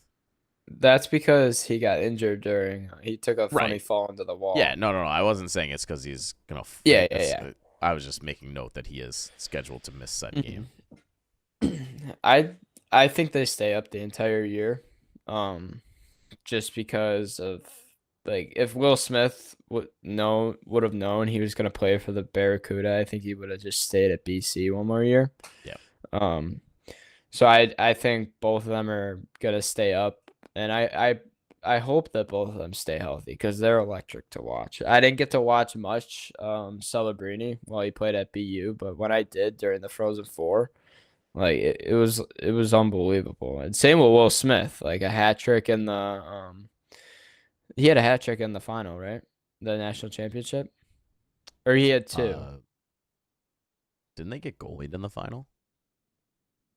It might have been the semifinal. It might have been. It I'm might have not. been the semi. Because I was gonna He, say they he, got goalied in the final. yeah, um, by the Colorado goalie or the Denver goalie. Yeah. University of Denver. Yeah. Yeah. Um, but predictions, I have them being a bottom feeder. Yeah. Like I They don't said, have. I think they Yeah. might be picking number one overall again. It's very possible. And then like due to the new lottery rules, they wouldn't be able to for a while. They wouldn't be able to pick higher than like fifth. I think it is. That's like some weird rule, but Yeah. But just like looking at their depth, they have very little depth, and that's not looking good. It's not great. no. And I know this happened a while ago, but what do you think about the Barkley Goudreau situation? I know he was pretty upset when they kind of finagled his way to San Jose. It was weird. Like I don't think there's a better way to state that. Yeah. Like it was just very strange, and it was like I, I don't know. And I don't love that situation. It's uncomfortable. It's just like I get Yeah. it. It's a business, but like I don't know. It was like backdoor stuff.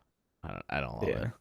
I thought it was kind of disrespectful just because of like what he did in the playoffs that year. Yeah. Like he basically like helped the Rangers move on to the conference final. Yeah. Like he was basically the reason they moved on. No doubt. So I just felt like a stab in the back, and you just hope for the best for a guy like that when bad stuff happens like that. Um, but yeah, I don't have too much on the Sharks other Just than they're gonna be a bottom feeder. just to close it out, I mean, there's a lot to be excited about here. Just Oh not yeah, 100%. just not necessarily this year. Like that's Yeah, that's the big like caveat there is like it's not this year. Like it's yeah. just not. Moving on, just north of them is the Seattle Kraken. Couple interesting pieces there. I I have such a tough time ranking them, and Mm. it's not because they're bad, but it's like every player on their team is like, other than like maybe maybe one of their guys in their top six is like just a second line player. But the flip side to that is that everybody in all four of their lines is like essentially a second, maybe third line player. So they're like That's how. they're deep, but they're not. Like it's like fake deep. Yeah, but that's always how the Seattle Kraken have been since Hmm. they got into the league. Yep. And I think like adding guys like Chandler Stevenson The and overpay. well, Not the point. Not the point. yeah, But yeah, not the he's a good point, but ad. like He's a very good I ad. and same with Brandon Montour, That like was also a slight overpay, but both of them are overpaid, but it's kind of like you kind of have to do that if you're in a market like Seattle. I don't know, man. Seattle fans are supposedly Really? like super passionate. Like they're apparently that place is rocking. But in terms of like a market, I don't know. Yeah, like as terms of a market, like it's not down there with like the Winnipegs Oh, of Winnipeg's the like world. abysmal. Good luck. Yeah. If you're in Winnipeg, you just have to pray for draft luck. Yeah, for real. But going back For to real. Seattle, like can Jared McCann like repeat a 40 goal season from I think 2 years ago? Can Matty Beniers take that next step after God, I hope so. I love him. sign I know signing that extension? I love him. He's great. Can Ellie Tolvanen do what he did after I hope going not. to Seattle? What? I hope not. The That's one that got away. Dude, listen, that situation is so dumb. Press management was like, we didn't think anybody was gonna claim him. What? Didn't he I score don't know. 20 goals? Yeah. Yeah. I don't know. I mean, I like this team. I think they're like a Yeah. playoff bubble team. But again, I mean, obviously there's the goaltending situation here too, and like it sounds like you're beating a dead horse, but like if you don't have like the top 16 tendies in the league, it's like, yeah, we're gonna point that out. We're gonna be like, hey, this is a question mark. Where are you gonna get? Mhm. I'm not sold on their tendies at all. I mean, Joey Decord has shown upside. Um, Yes. he's had moments and flashes to where he's been like, okay, he can be their number one goalie. But then he's also had moments where it's like, ooh, what's happening here? Like, is it time for Philip Grubauer to step back in? But like looking at their defense too, is Vince Dunn gonna like redo what he did last year and be that offensive defenseman that was running the power play, feeding players the puck, and he was a big point guy last year. Is he gonna be able to continue that into this upcoming season? I hope so. I love their decor. At least the top two pairings. I love them. Yeah. I think they're great. I don't know. I don't think Beniers like has like a pop off season. I think he kind of hits around that 60, 70-ish point mark, and that's just kind of where he's at, but I Hmm. don't know. I don't know that McCann has that same year. I don't know how many years Eberle's got left before he just kind of looks terrible, but I don't know. I mean, I feel like that I guy's been around forever and he really hasn't. yeah. I have them getting in. I have them kind of on that bubble, but I don't know if I have them in. Like I don't know. I feel like they're out in my eyes, but again, they're a Mhm. team where like yeah, maybe they're in that 1 to 3 point mark where you're that close. Yeah. Um, maybe they make it in over the Wild, who I previously predicted get in as a wild card from the Central. Like that's very possible, but right now I have them Mhm. as out. Alright. Moving it right along. Moving it along. We are going a little bit more north and going up to Vancouver. Vancouver, I don't know that Quinn Hughes has the same year. I think that he's elite. I don't know that he can have the same kind of year. I honestly, I think for Quinn Hughes, it's either he regresses or he does even more. And that could be from me just watching the captain's episode, but like that made me just like watching it made me love Quinn Hughes as a person, as a player. Being that I felt from how they described him, it almost like hit home because it kind of felt like they were describing me as a person. And the way they talked about his game and the way they talked about him as a person in the room, Better puck and mover than be you. I'd hope so. But being the captain at a young age and like learning the ropes, like I was captain of my hockey team for the past 2 years, and this year my teammate was named captain, and I think him being named captain um is a good step for him. And like I've played with him since I was 10 years old, and just knowing him as a person, he's gonna make a great captain for our team. Yeah, I mean, as far as this team goes, and not to take anything away from that conversation, and obviously I haven't seen that episode yet, and I'm very excited for when it does come up. Obviously, love Quinn Hughes, signed jersey in the corner, not a big deal. Can't But even see it. yeah, it's fair. It's too dark. Um, but I don't know what we're gonna see out of JT Miller. Like, does he hit that same peak again? Like, Yeah. Pedersen obviously had a solid regular season and then disappeared in the playoffs. Like, do we see that again? Like, does DeBrusque make that line better? I don't know. Like, does he look different getting out of Boston? There was obviously rumors for so long he wanted out, and then nobody wanted to pay what they wanted for him. So, I Mhm. mean, I think a sneaky good pickup was Sprong. I think people kind of Yeah. underrate him. I don't think he's like an elite, like top 50 player by any means, but I think he's a sneaky good pickup. Yeah, he's Uh, had a few 20-goal seasons. Yeah, they're always like really quiet 20-goal seasons too, where you're like, oh, what? Like, Yeah. so I don't know. I mean, I think the floor for this team is like a wild card spot, and that's like absolute floor. And I think their ceiling is they could challenge the Oilers for first in the Pacific. So, All right. um, As an Oilers fan, I am a little frightened of the Vancouver Canucks. Again, being that they brought us 7 games last year.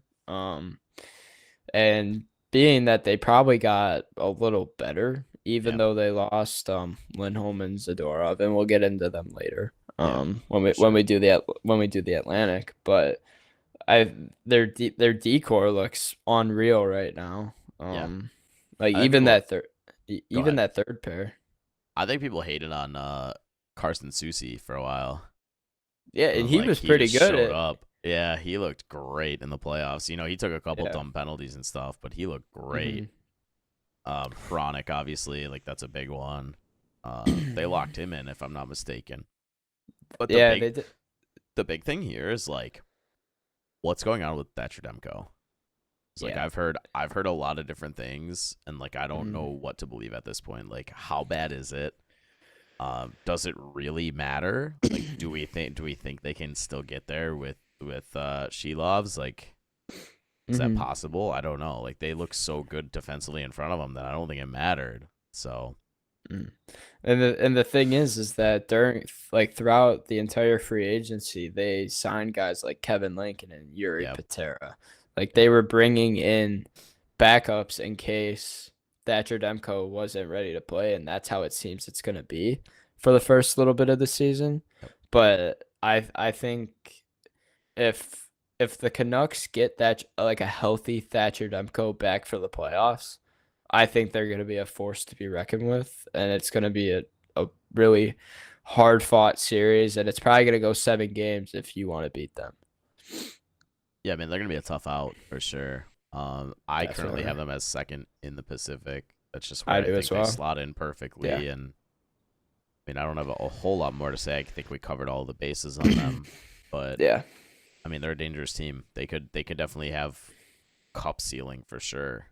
Yeah. Especially if Demko comes back. I think without him, that floor or that ceiling is a little bit lower, but I still think Hmm. they're dangerous. Yeah. And the last team in the Pacific, and then we can move on over to the East, is we've got the Vegas Golden Knights. Now, I'm a known hater of the Vegas Golden Knights. Sorry, not sorry. But This team has so much talent. It's just unbelievable. I don't know how they get away with half of the stuff that they do in terms of cap and whatnot. And, insert the Mark Stone Undertaker meme and everything. But uh, I don't know. I feel bad about where I put them. And then I realized, like, the Kings situation, and I feel a little bit better about it. Yeah, this team just has so much high end talent, and I, it's I kind of scary. I think after their top end talent though, like their forward core falls off. You don't think Hurdle's Like good? no, well I think Hurdle's good. Like if you, it's like Barbashev, Eichel, Stone, and Hurdle. That's their offense. You're not big on Olofsson? He's had so many chances to do wonders from where he was drafted. I remember back in like maybe 2, 3 years ago, he was one of those really high end prospects in Buffalo, and he just wasn't able to turn out. Granted, they were really bad, but Is Buffalo just a talent siphon? They just take it right out of yeah, you? I don't know. Like, they might. But I think their offensive depth could be an issue. Not saying that it will be. I think sure. there's definitely possibilities. Like if your top guys aren't on that night, they might struggle getting scoring. But then you look at their defense and you're like, holy crap! It's Yeah, like that's what I they've was looking got at. they've got a top line and then they've got two second lines. It's Yeah. and you could argue Hannafin as a number one defenseman. He Yeah, was in on your second Calgary pairing. Yeah. on your second pairing, on top of Petro and Shea Theodore. That's Like such a weird pairing to me still, but I mean, they make it really, work, but that's just a weird. it's I like don't two know. offensive guys. Yeah, I mean Petro's more of like the Shea Weber type, where he's like a bigger guy and he's just gonna fucking ripped one, lose the rep, gonna bomb them on you though. Like that's just how it feels. He's just gonna sit back there and just wait for the puck and just bomb it. But Yeah. um, I don't know. See, that's the thing that doesn't scare me about them though, is like they have that secondary scoring from defensemen. I feel like Theodore is Mhm. a guy who could potentially put up 20 on a good year. There's Petro's going to add probably somewhere between 10, 12-ish range, on maybe on the higher side, but Hannafin's probably not going to have too many points. But I don't know. This team's got too much talent, I think, to miss the playoffs, and I do have them right Yeah, now in third. that's how I have them. But I think there's a possibility that they fall to the wild card. I don't know. I don't think Mhm. that they fall out of the playoffs. I don't think that that's really a possibility unless like there's a team that just overperforms. But that's just where I've got them Yeah. at. I don't Two know. I don't. thing, two things we're kind of forgetting about is William Carlson. He's injured right now. Is he? Yeah, he'll slot into that lineup probably on that second or third line. They were a lot deeper last year, so he played a bottom six role, which Yeah, probably helped a lot. probably did. But then their goalie situation, they have Aiden Hill and Ilya Samsonov. I don't love Aiden Hill. I'm gonna be very honest with you. I don't love Aiden Hill. Yeah, I know. I 100% agree. I know a lot of Canadians are really high on him being able to kind of lead a team in the Four Nations, but I'm not. I'm not on Yeah, there. Yeah, I don't know. That's and a big it's question mark. That's a huge yeah, question mark. and will Samsonov have kind of the same season he did in Toronto? Like, is that It's, gonna be an issue? it's possible. Very possible. So, quick little recap. My playoff teams for the Pacific are in order: Oilers, Canucks, Golden Knights, and Kings. And yours are who? I think you have five here. Yeah, I have Edmonton, Vancouver, Vegas, LA, and the Kraken. Right. All right. So that is the Western Conference done. Um, let's rip it on over to the East.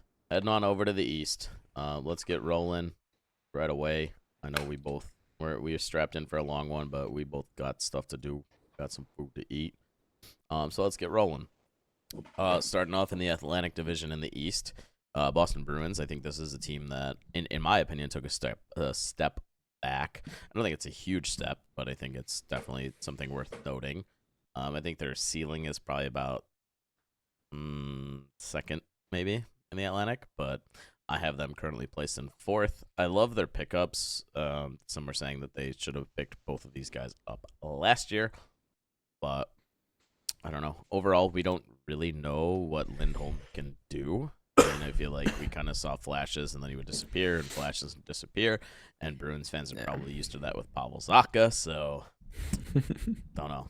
I that's where I have them. I have them in the playoffs, and I wouldn't be super shocked if they were a little higher than I have them. I definitely think they took a step back. I also believe that they lost a lot of depth this free agency, losing guys like Danton Heinen, Pat Maroon, Matt Grzelcyk, Mm-hmm. sorry, All good. Jesper Boquist, but adding those two top guys, even though they are on kind of longer contracts, I think it kind of gives the Boston Bruins a little more longevity. And then another thing, huge news that came out yesterday, I Yesterday. believe, Yep. Jeremy Swayman. They Yep. locked Locked him in. up at 8-year, 8.25 Yep. AAV. Yep. Um, that settles almost the like battle between management, the media, and Jeremy Swayman, Sir. and they can now focus on building another playoff team and going on for what they believe or hope to be a Stanley Cup run. Yeah. I mean, obviously we talked about it. That, like I have this as a playoff team, but I don't know what their ceiling is. Like I don't see them as a cup contender. I I just don't either. I think their absolute ceiling is second in the division, and their floor could be as low as second wild card. yeah. Oh, definitely. I definitely agree. Just kind of a funny note is like, it was a very serious quote. And Charlie McAvoy was like, "All I know is I'm the smallest D on the team now," and I just thought that was hysterical. So, maybe a little immature, but obviously he was referring to defensemen, but just like out of context quotes. So, But their s- defensemen are huge. Like, they and are. McAvoy's 6'2". Yeah, Like yeah. everyone's above 6'3". It's kind of crazy. It is kind of wild. Closing thoughts on the Bruins? I mean, I'm looking at their lineup right now. Their bottom six looks awful. Not the greatest. Not the greatest. But like this team kind of reminds me of Vegas. It's like they've got their like Like five star top stud. end guys Yeah. on offense, and then it's Oh, like the drop off. You go right off the the, cliff. Yeah. the right off the cliff. I think their strength is going to be their defense, though. I think that's going Yeah, to be like for that sure and their that, and goaltending. obviously Swayman. But um, Mhm.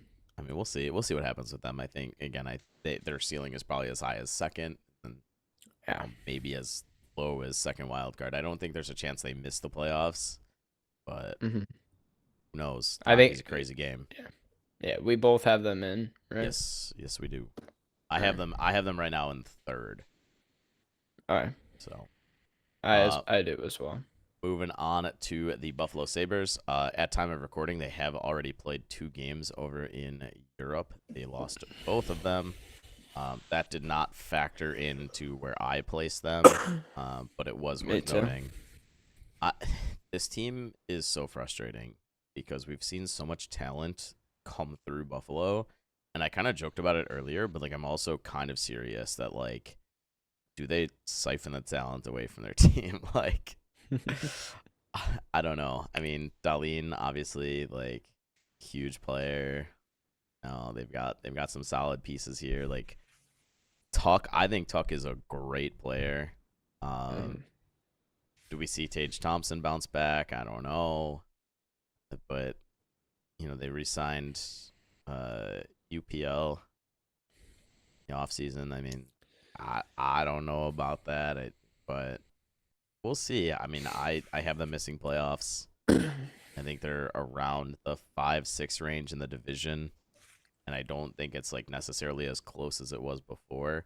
Because we'll talk about another team that I think leapfrogged them, but yeah, I don't Mhm. know. They're a tough team. Like I just feel like there's too many guys who like fluctuate where they'll go on hot streaks and then just completely disappear. Yeah, and like looking at their defense, That's the defense of a playoff team. Yeah, It's just like their goaltending situation. Who's gonna be the starter? Is it gonna be Levi, or is it gonna be the guy you just signed to a what was it, 5-year I extension? believe 5. Yeah, Like that could create problems in the room. And then you have guys up top like Tage Thompson. Is he gonna have a 40, 50 goal season, or is he gonna be stuck at 30 like he was last year? I know he was quiet for most of the year, but he kind of ended off fairly strong. yeah, I know that doesn't get talked about enough. it does not. But it's like their lineup is so young. Our guys like Jack Quinn, Dylan Cousins, JJ Peterka, potentially Zach Benson if he's in the lineup, Hmm. are those guys that are gonna be like contributing enough to the lineup every like night in, night out. And is that gonna be enough to get them over the hump and into the playoffs? Yeah, I don't know, and like for me, I don't think so. I wouldn't be shocked I if they agree. ended. I wouldn't be shocked if they ended like last year, where they're like just outside the playoffs. But I, Mm. I don't know. I just I, don't think they're a yeah, playoff team. I have them missing along with you. Moving on to a team that I think quietly might be a playoff team now, Detroit. Detroit Red Wings. I think this is their year. They finally believe in Stevie Y and they get in. I think the big thing isn't necessarily any of the additions, but more the monkey off the back. You re-signed your two biggest pieces, I would say. And I think that was a huge thing that a lot of Detroit fans were kind of worried about. It's like, all right, these guys are going to be RFA. Like, we got to figure this out. Like, where are we at? And they signed both of them, I believe. People were thinking they were going to sign on the same day, but uh, Raymond and Sider are locked in. So those are big pieces. They were back to back days though, right? It was within like 3 days. Yeah, it All was it right. was a pretty tight window. But you said you have Detroit getting in. I do. I actually have them sneaking into the playoffs. Yeah, not I high, but I have yeah. them coming into the playoffs. Yeah. Mhm. I have them sneaking in too. They were my team out of the like the triangle of teams that have been on the cusp but bad for the past like 5 years. The Ottawa, Buffalo, and Detroit triangle. So I have them getting in, but like just looking at their lineup, like Patrick Kane and Tarasenko, what do you think they're going to be able to do? Is Comfer going to have the same season he did last year? Is Raymond going to like kind of have a breakout season because he hasn't necessarily broken that threshold yet? Yeah, I wouldn't say he's hit like superstardom yet by any means, but Yeah. he's shown those flashes, man, for sure. Hmm. I think the big X factor for me is Edvinson. Like he's slated to be up this year, and I think he's Yeah. gonna be huge for them. And another thing is to point out is DeBrincat going to have the hot start he had last year? Most likely no. Yeah, that But was is he going to be able to spread that out throughout the entire year? Because he started off so hot, but then he fell off by like it was almost like the Boston Bruins lineup. It's like right off a cliff. yeah, He'd have hot streaks and then he'd go cold, yeah. and then He's he'd kind of have a hot disappeared. streak and then he went cold. So it's all about consistency with this team, and they were missing Dylan Larkin for a part of the season last year, right? Yeah, and I think S- that that alone is the difference maker. I mean, I think Yeah, if I'm not mistaken, they like for like the beginning of that stretch they were not great, and then all of a sudden like they started popping off without him. I yeah. could definitely be wrong about that, but I remember some sort of weird like rallying behind him being out where they played pretty well. Mhm. So But both have them in. Um, yeah, fair warning to any listener: like Eastern Conference is not necessarily our thing. Like just throwing that out there. Both yeah. Central Division fans, so if this is a little shorter, sorry, apologies. We're kind of getting to that point too of like recording fatigue. So, next up, we have probably the easiest pull on here. The defending Stanley Cup champions. Um, I mean, they lost stuff, but it still doesn't feel like enough. Like Mhm. I feel like they're a team that kind of operates on like next guy up. Like all right, whatever. Like we lost you, but next guy up. Like fill the role. Yeah, Um, for me, I have them winning the Atlantic. yeah. while they did lose pieces, and some might say like those are big pieces that are very hard to replace. It's just like I said, they just kind of operate on that next guy up. And I mean, obviously, you have Bob who can steal you a game any night. He can also just give up a ton on any night, but he's kind Yeah. of had that career revitalization a little bit. And I don't know. I'm kind of excited to see Boquist this year. So Yeah. that's an interesting They, piece. and they signed both Boquist, right? Adam and Yeah. Jesper. Yes, they did get both. That'll be interesting to see. I know Adam he was a high pick for Chicago, I believe 6 overall. Yep. But he didn't necessarily work out here or in Columbus. So Yep. you just hope for him to have success.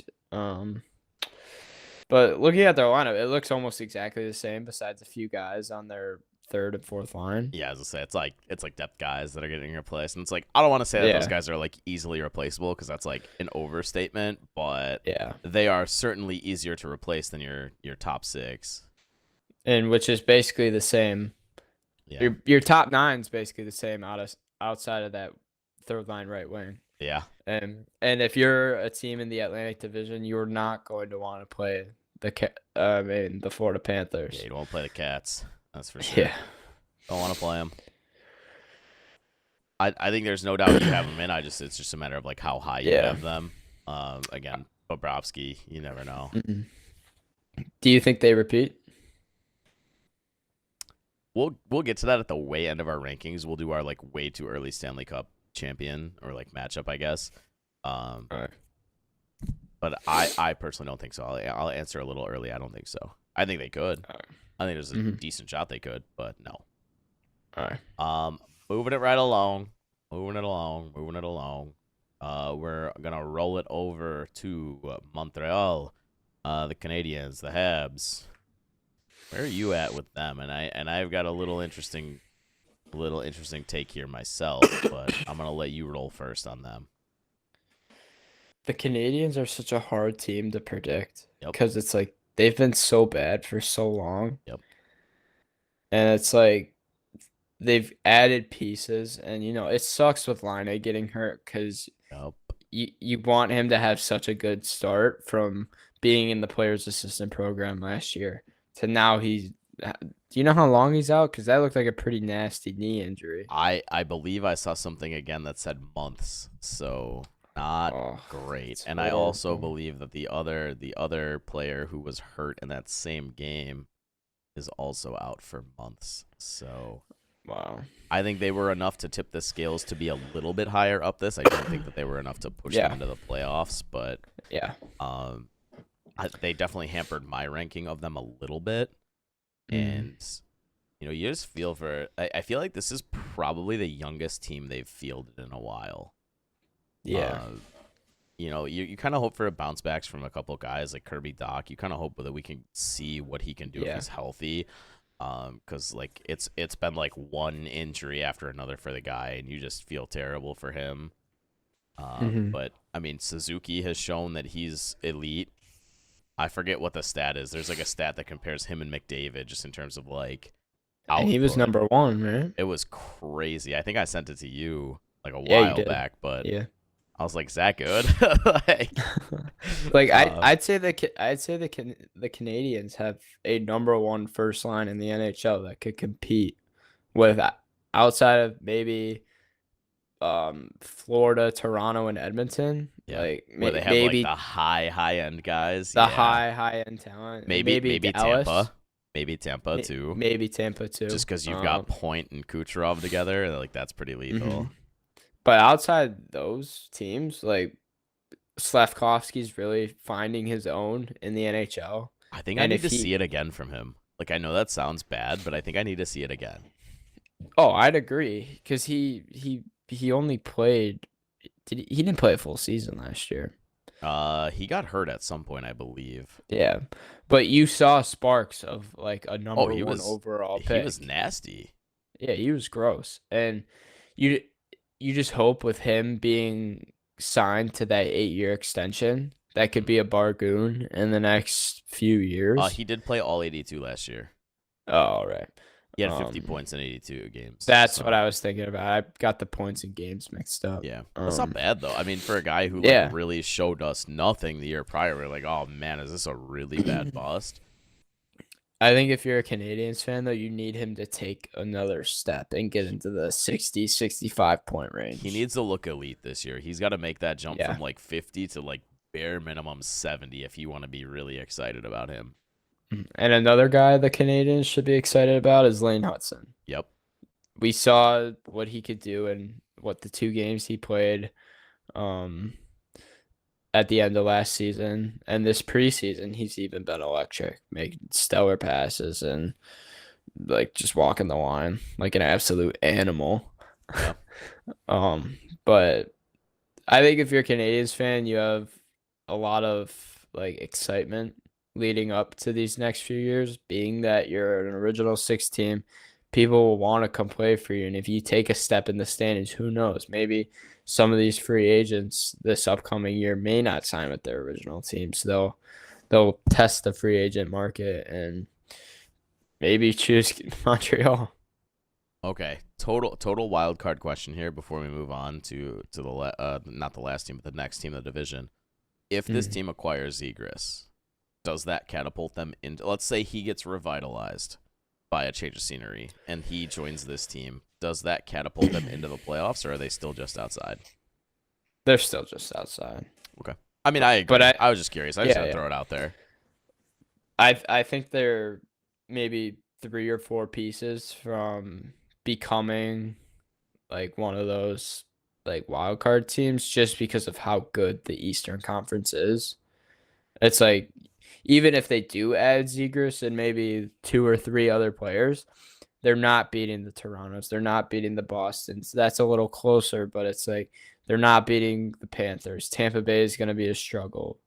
Even teams from the Metro, like borderline teams like Philly, Columbus is going to be good by the time that Montreal gets going. Did they sweep the Red Wings last year? I'm just throwing that out there. Pretty sure they swept the Red Wings last year.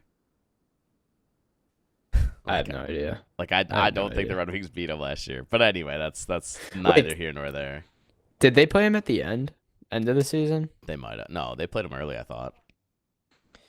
Who did Detroit play in their final game? Because I know they ended up winning. That might have been their last game. I could have swore somebody said they swept them though, but anyway. Because they played that team back to back, and I don't.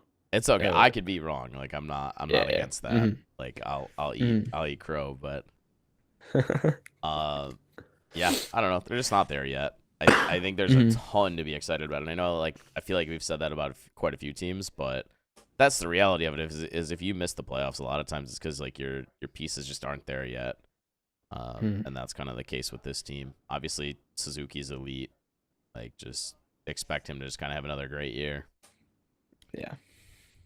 All right, from one Canadian team to another, the Senators, and I don't know about you, but I don't have a whole lot of nice words to say about them. I think that they can actually finish at the bottom of this division. I don't like I said, I don't have a whole lot of nice to say about them. There's not much to say about them. It's like Stützle, is he able to repeat what he did last year and become great? Elite? Yeah, he had 80 points. He looked great. I want to say he had like a 40-goal season. It was nuts. Is Drake Batherson gonna be able to step up his game a little bit? Is Jake Josh Sanderson. Norris, Jake Sanderson? My boy. I remember when he got drafted. I was watching that. Oh, I apologize. It was 2 years ago. He had a 39 tuck season, and then last year he dropped off a cliff and had 18 and 52 for 70 points. Oh. Pinto's back. Pinto's back. You'll get a full season of him, hopefully, if he stays healthy. He is pretty good, man. When he's healthy, he's a solid player. He's a game breaker if you have him in your bottom 6. It's crazy that like he bet on himself, no pun intended, and like that's what got him busted. Like that's crazy. I don't know. I like their back end a lot, even though they lost Chikrin, but I still like their back end. Someone I'm excited about, Josh Norris. I think he could be an X factor for this team. Sure. He missed almost the entire season last year due to injury. but years prior, he was unbelievable for him. Yeah. I don't remember he was mainly a goal scorer, but I don't remember how many points or goals he had, but he was really good. You just Brady Kachuk, you hope he can lead and maybe put the team on his back a little bit. Mm. Kind of like his brother did in Florida. Yeah. Even though that was more of a team effort, but Matthew was out of this world. Yeah. He played Um, unreal. yeah, and another thing is Linus Olmark. They add him in the trade. I don't know how he's played during the preseason, but I Yeah. think I don't he put a can. lot of stock in preseason, to be Yeah, fair. but he could definitely propel this team towards getting it, like sneaking in. If like they could be a fringe playoff team, I don't have them getting in. But I don't either. if Linus Olmark has that Vesna goalie season that he had 2-3 years ago, does that propel the Ottawa Senators to get in? And it might. I mean, I don't think it does, but it might. It very well could. It could be the difference maker of having that, that solid tendy that you can definitely rely on. Hmm. Well, we Didn't the Senators have like it was like a stat where they had the most goals scored on the first shot of the game throughout I the don't know. season? I don't know. That I would be remember wild. hearing that somewhere and it was in like the 20s. That's absurd. That is not good. All right, we got two Uh, more to get through in the Atlantic. In my personal opinion, I have one playoff team and one not. The first of these two teams is the Tampa Bay Lightning. This is the team that I have missing, and I maybe that's crazy. Maybe that is crazy. You have Vasilevsky, who's just unreal. You've got Kucherov, who's gonna put up a billion points. Braden Point, who's just an absolute great game breaker, and Victor Hedman, who is probably one of the more underrated defensemen in the league. He obviously gets kind of shadowed by the bigger names that put up a little bit more points. Uh, but I don't know. I really am at a loss with why they moved Sergachev, and I know that they got McDonough back, but I think this team downgraded. I really do. I 100% agree. Like I think the Gensel move being that he may be a better player, I just don't think it was worth it for what Stamkos was still providing. I know he's a little older, but Gensel's not much younger. Um, I mean, he may be Gensel's in his 30s, right? 32, I 33, believe he just hit 30. something like that. But I think with He is 30. the He is currently yeah, 30 years old. Yeah. with the chemistry that top line had of Stamkos, Kucherov, and Point, that's something you can't mess with if you're a team that barely made it in the playoffs last year. They were a wild card team. They didn't look And great either. no, and now you lose Sergachev, who honestly, when he came back, he helped your team more than when you didn't have him. Like, why would you get rid of a guy who I get he makes a lot of money and he had that nasty leg injury, but it's almost like a respect thing. Like you'd hope that they keep these guys long term just because of the stuff they accomplished. And not saying that it's like a nostalgic thing. You have to move on at some point, but it's like these guys are basically in the prime of their career right now. It's still a Like Braden, business though. It sucks, but like it's still a business. I If you know. think you're able to make a move that's gonna make your team better, you gotta make it. I don't agree with this particular move, Yeah. but I think moving on from your captain was a big no. yeah, I agree. I agree. I remember when he wrapped his leg around the net, around the post. Sorry, that was ugly. Oh Have yeah. you never seen Stamkos? But he literally fractured his leg. Like it was I gross. I haven't seen the video. Yeah, don't. It's unless I mean if you're not squeamish, then go for it. But if you are, it's pretty gross. Which way? Like which way did it bend? Like toes I'd toward have to rewatch the clip, but uh, I just remember his leg being wrapped around the net mooring. oh. Not great, not great. All right, agree there. No playoffs for the Lightning for the first time in a while here. No playoffs. I think it's gonna be close, but I don't have them getting in. Yeah, I mean, I think there's a world where like maybe they fight a little tooth and nail with the Red Wings for that spot, Yeah, but yeah, ultimately I don't think so. And then the last team in the Atlantic is the Toronto Maple Leafs. Uh, let's get this right off rip here. I don't have them missing the playoffs. They are absolutely a lock to make the playoffs. There's too much talent. Austin Matthews might go for 70 again. Who knows? He might be the greatest goal scorer ever, like just straight up. yeah. I believe his goals per game like number is higher than anybody in NHL history, and it's like not even close. Really? Um, yeah, like on like a ratio of like goals per Mm, games played.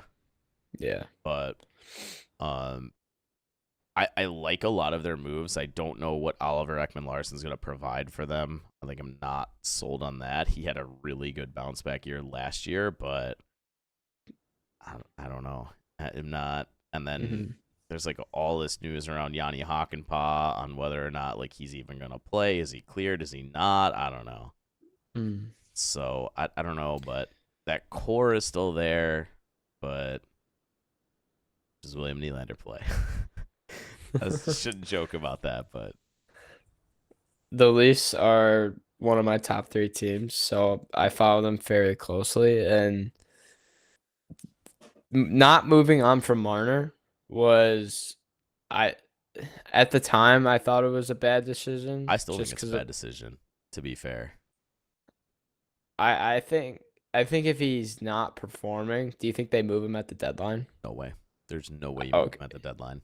all right, that's what I thought too. But it's like this is the last year with the core four because John Tavares' contract's up. You'd have to think he moves down from 10.5 to 3 Does he less. take veteran minimum to stay there?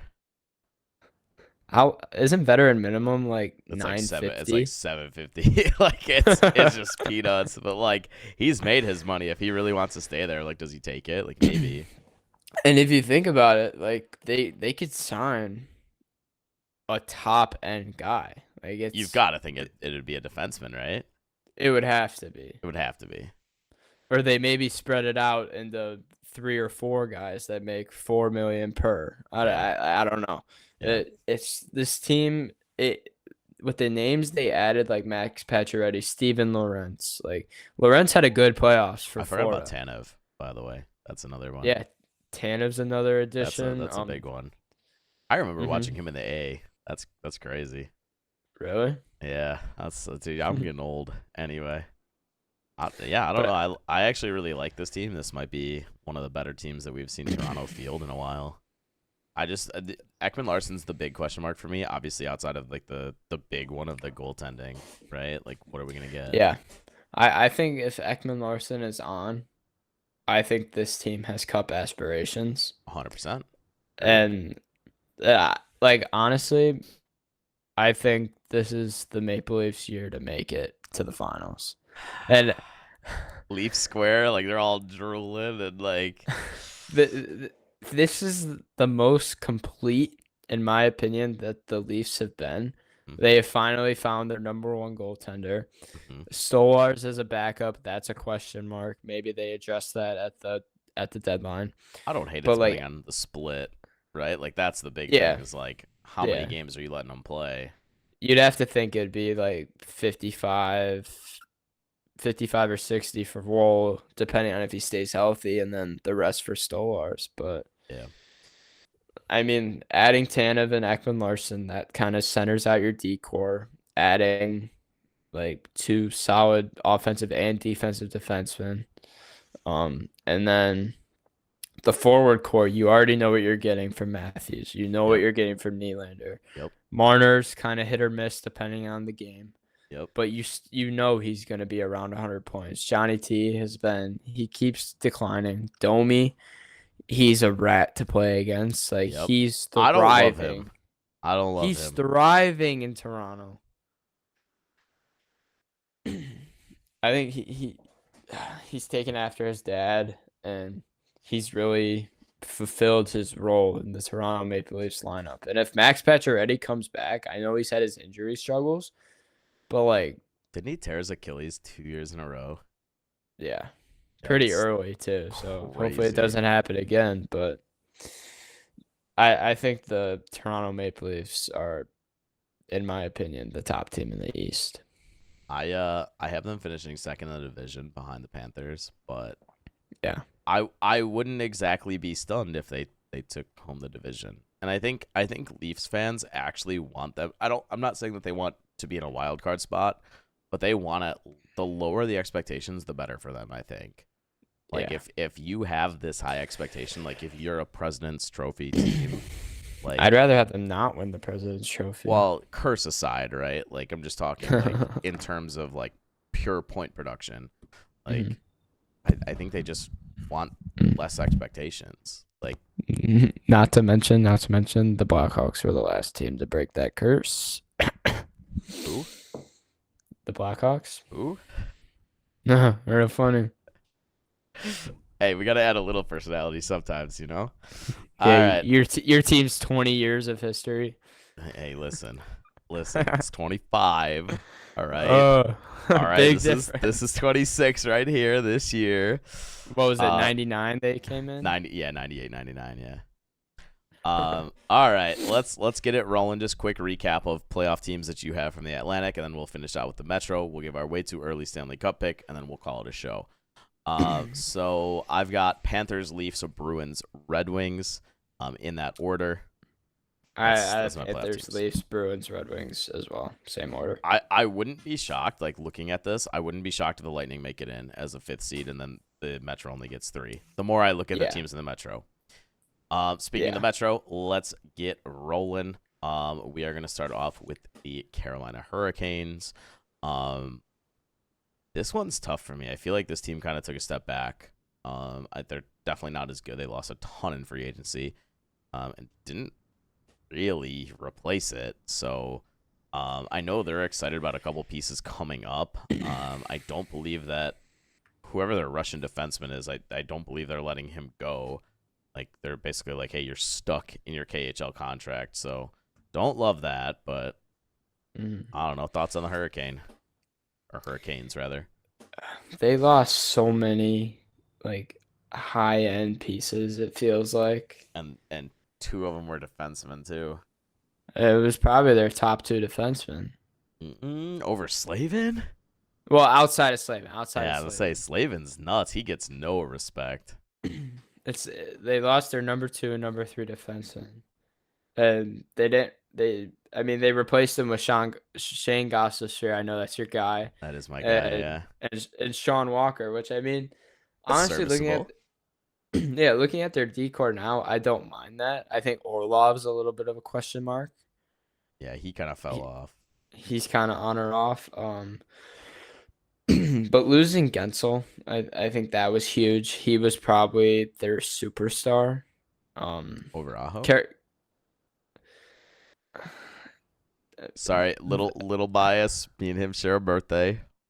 Just saying, it's my boy. but That's my next jersey to get framed, by the way. yeah, Carolina's like they've been missing that superstar, and it felt like with Jake Gensel, he was their superstar. Yeah. Like he has the cups, he has the pedigree, he's got the points. Don't get me wrong, Aho's borderline superstar. And I I would say think if he's confidently star, but superstar, I don't know. yeah, And and that's if for he somebody who has, really likes him. So I think he has to hit 100 points for him to be a superstar. I think he keeps falling short of that. He's usually around the 80, 90 point mark, right?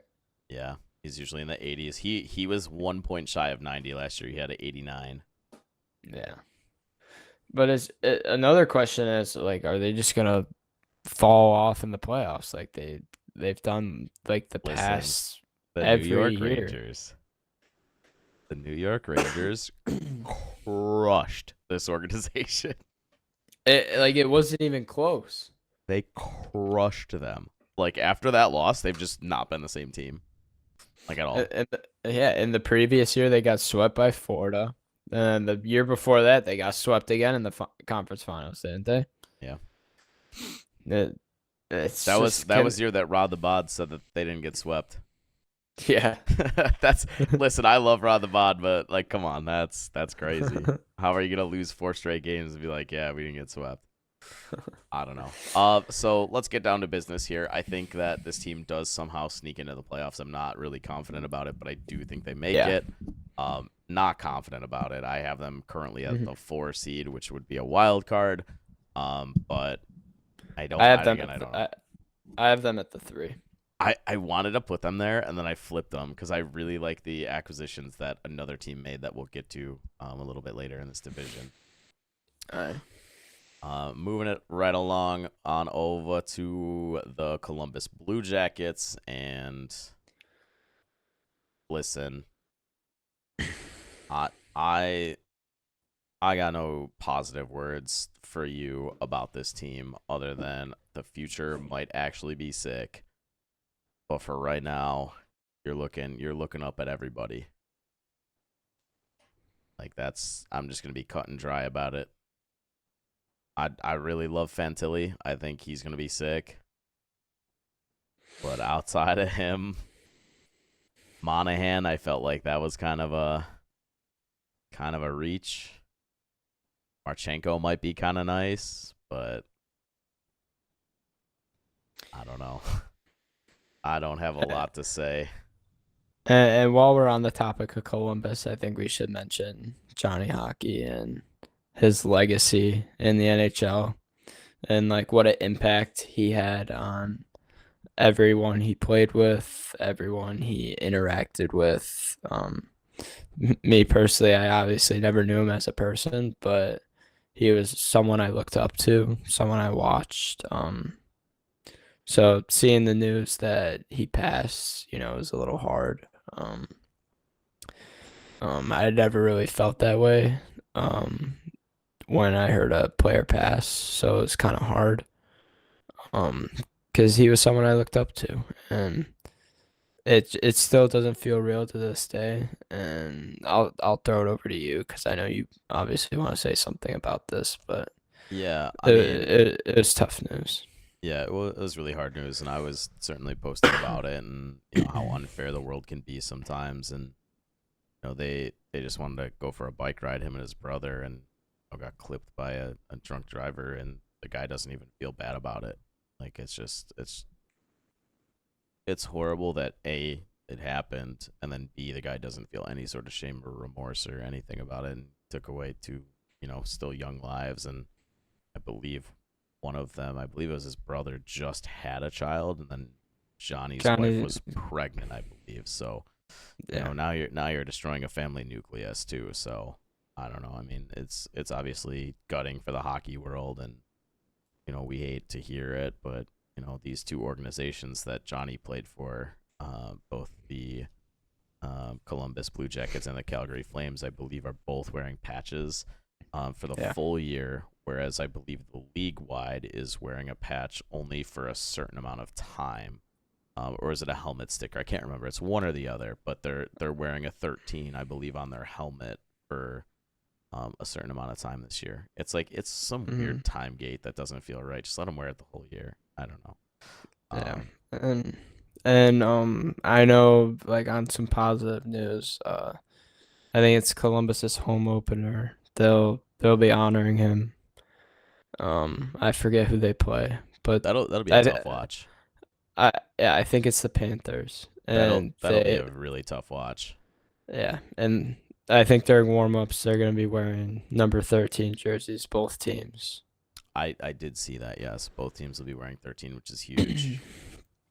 Yeah.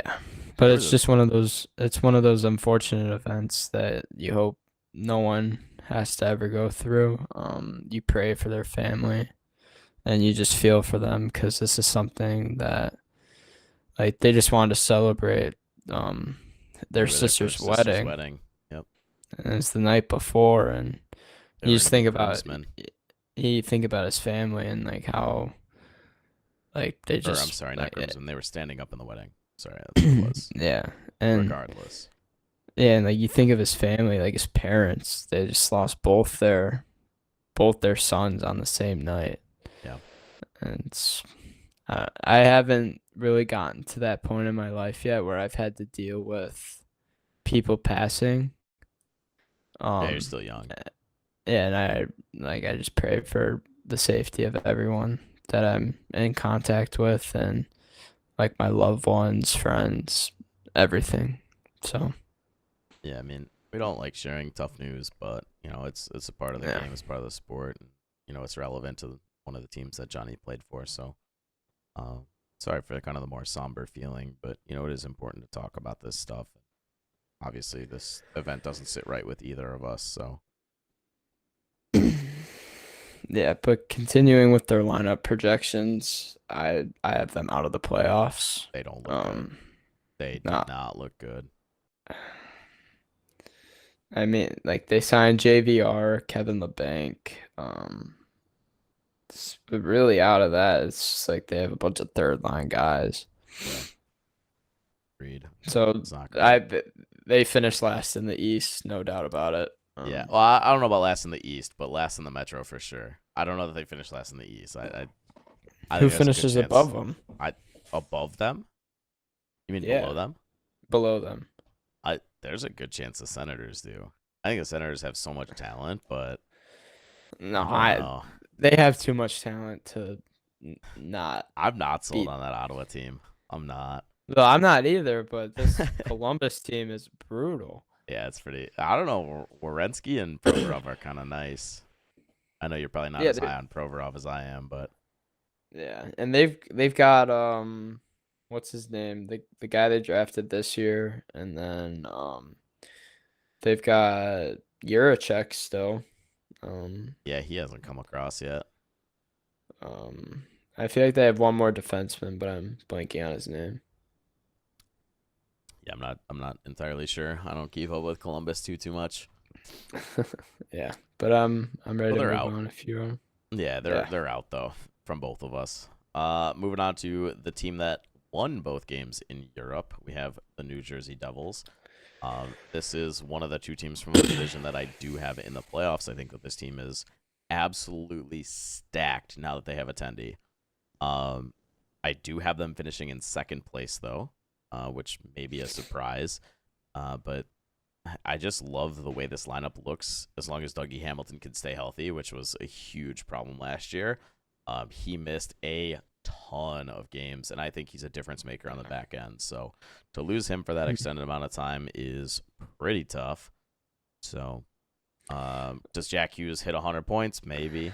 But I don't know. They're another team where you look at their depth and you're like, man, they look like a bunch of like nobodies, and then you see like the box scores from the games that they played in Europe, which again didn't sway my decision at all. But they got a lot of goals from depth guys in that 2 game little series there. Like in my opinion, when you look at the New Jersey Devils from the past years, it's like they have a goalie and can they stay healthy? Yeah, And these past few years, Jack Hughes has been hurt, Dougie Hamilton's been hurt.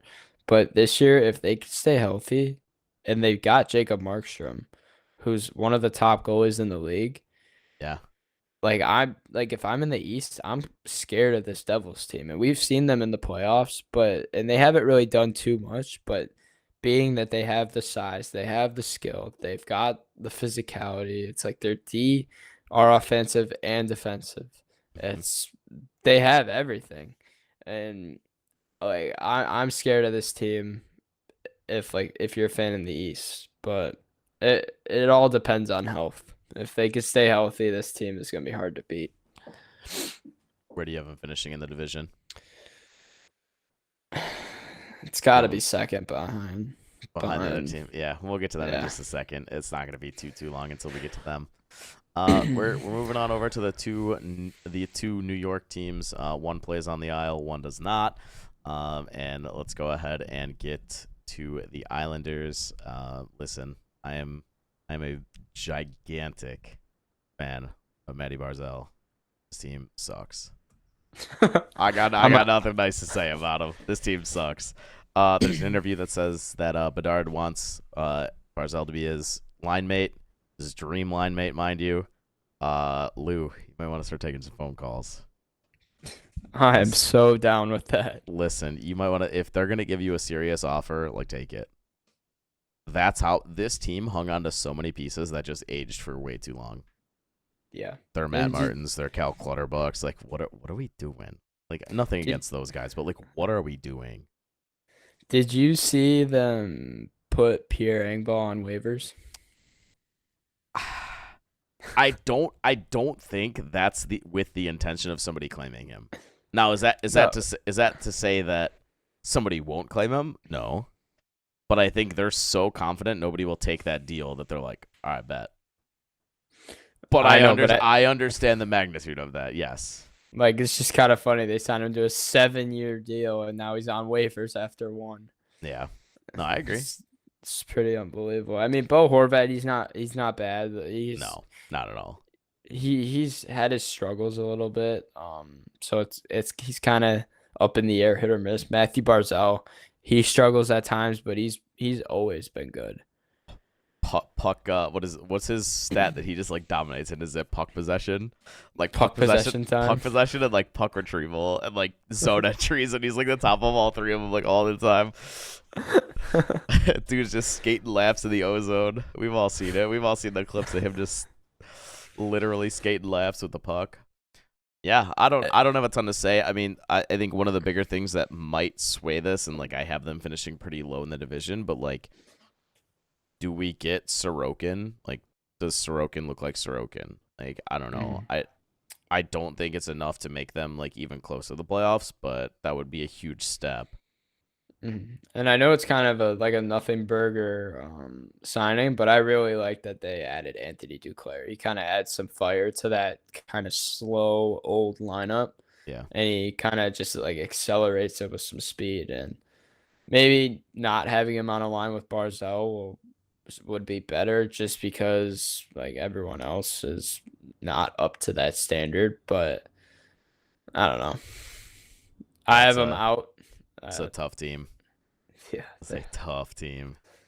now, this team kind of reminds me of Ottawa, but they seem worse than Ottawa. Yeah, no, agreed. They remind me of Ottawa. Well, I think Ottawa's got a little more like solid net minding than because we don't know what we're gonna get out of Sorokin. Like we have no idea. Yeah, and I honestly really like their defense. Besides maybe that bottom pairing's kind of iffy, but Is that who I like think it is? they're top Oh, it's four. Mike Riley. Like what? Their top four have been solid for many years. I And Noah Dobson kind of breaking out last season. Maybe he can continue that into this season and maybe Romanov take never really another step. Romanov never really popped as the defenseman he was supposed to be. Like he was supposed to be this like Yeah. elite two-way guy, and he's kind of like taken on more of like a defensive role, and it's been Yeah. kind of nice for him. So yeah, I definitely like that pairing for sure of Romanov and Dobson because Dobson showed that he can be that elite two-way defenseman. But yeah, no, this team's out. There's not a doubt in my mind. I would put a future on them to miss the playoffs. Like that's how confident I am, and I don't bet. So, Like, like what's there to, like, not to be like upsetting to the Islanders fans, but like what's there to be excited about? Barzell, I guess, like Barzell and Horvat, like that's about it. Like literally, like what's Noah Dobson gonna do? Is like, is he gonna repeat that? I guess. Like that's about it. Or like again, like this Sorokin, does he come back and start robbing games? I don't know. Yeah. Those would be my only two takeaways for them. Going across in the same state, the New York Rangers, and I obviously cannot speak for you, but I have them winning the division. I just think that this team from top to bottom is a little too strong. I hope that they kind of figure out something with this whole Rempe situation. I don't believe that that's where he should be playing. I don't like his role should be very limited. Honestly, he should kind of be a scratch until like you need him. That's Really? kind of my take. I don't think he has enough skill. But He's been working on it. Like he mainly put his focus on skills this offseason. So we'll I think see. if that worked out, I think he could be a fourth line guy. He's a fourth liner anyway when he's playing Yeah. minutes. But yeah.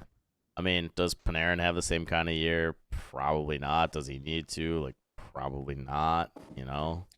Can Chris Kreider step it up from like his 50 goal campaign 2 years ago? Yeah. Like It's a lot of like there's almost certainty with this team, but it's almost like you're kind of banking on players having the seasons like kind of beating their top seasons like they have been for all these years. Like does Lafreniere finally pop? I know he's been progressing Yeah, gradually over last these year looked nice. last few years, but does I, Kako break that? I think he's a bust. I want to say it. I I think Kako's done. and it's unfortunate for a guy that goes that high. Like you always want success, People but were saying for so long like that he was going to go to Chicago last year, that they were just willing to like take a chance on him just because of how high he was drafted and like what the talent level is. But mm, obviously that didn't happen. I think one of the yeah, bigger question marks about this team, as much as like we kind of talk highly of them, is Heedle. Like it's like what happens?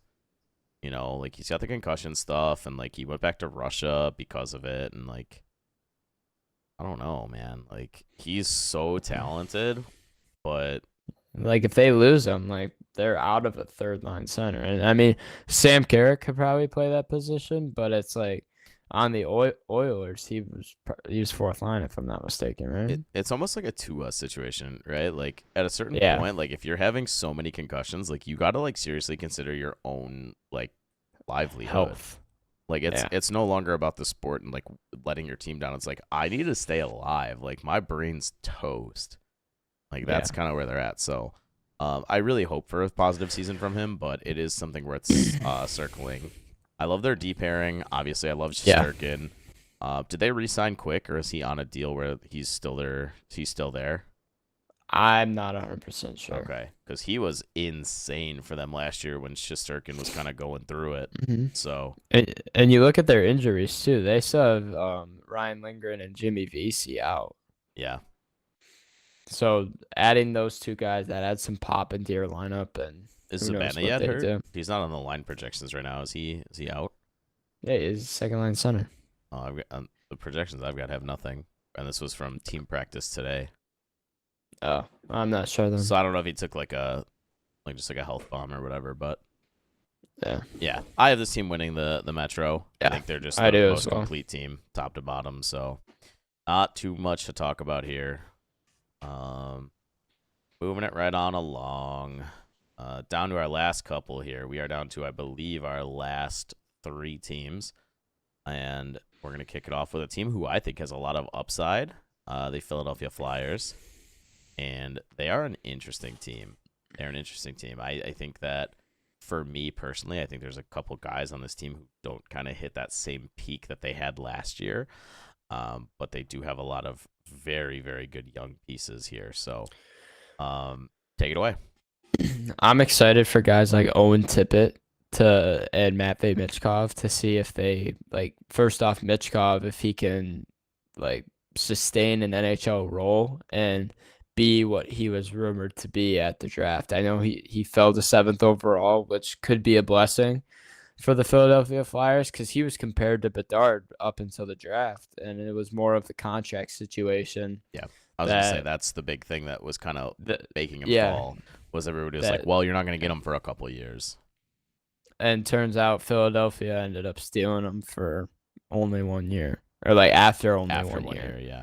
Correct. So they lucked out with that. Owen Tippett, he he's a big power forward that can score. He kind of reminds me of Matthews a little bit, not on the same level, but same build. Matthews or Um, Matthew as in Kachuk? Matthews, Okay. See, I see more of a Matthew Kachuk out of him. really? Hmm. I don't think he's as Um, as much of an antagonizer though, but yeah. just in terms of like actual like play, like that role Mhm. without the antagonizing, just like he's gonna run around, he's not afraid to hit you, he's not afraid to be in front of the Yeah. net, that kind of thing. But Um, Other guys like Joel Farabee. There's one more that I can't think of off the top of my head. Um,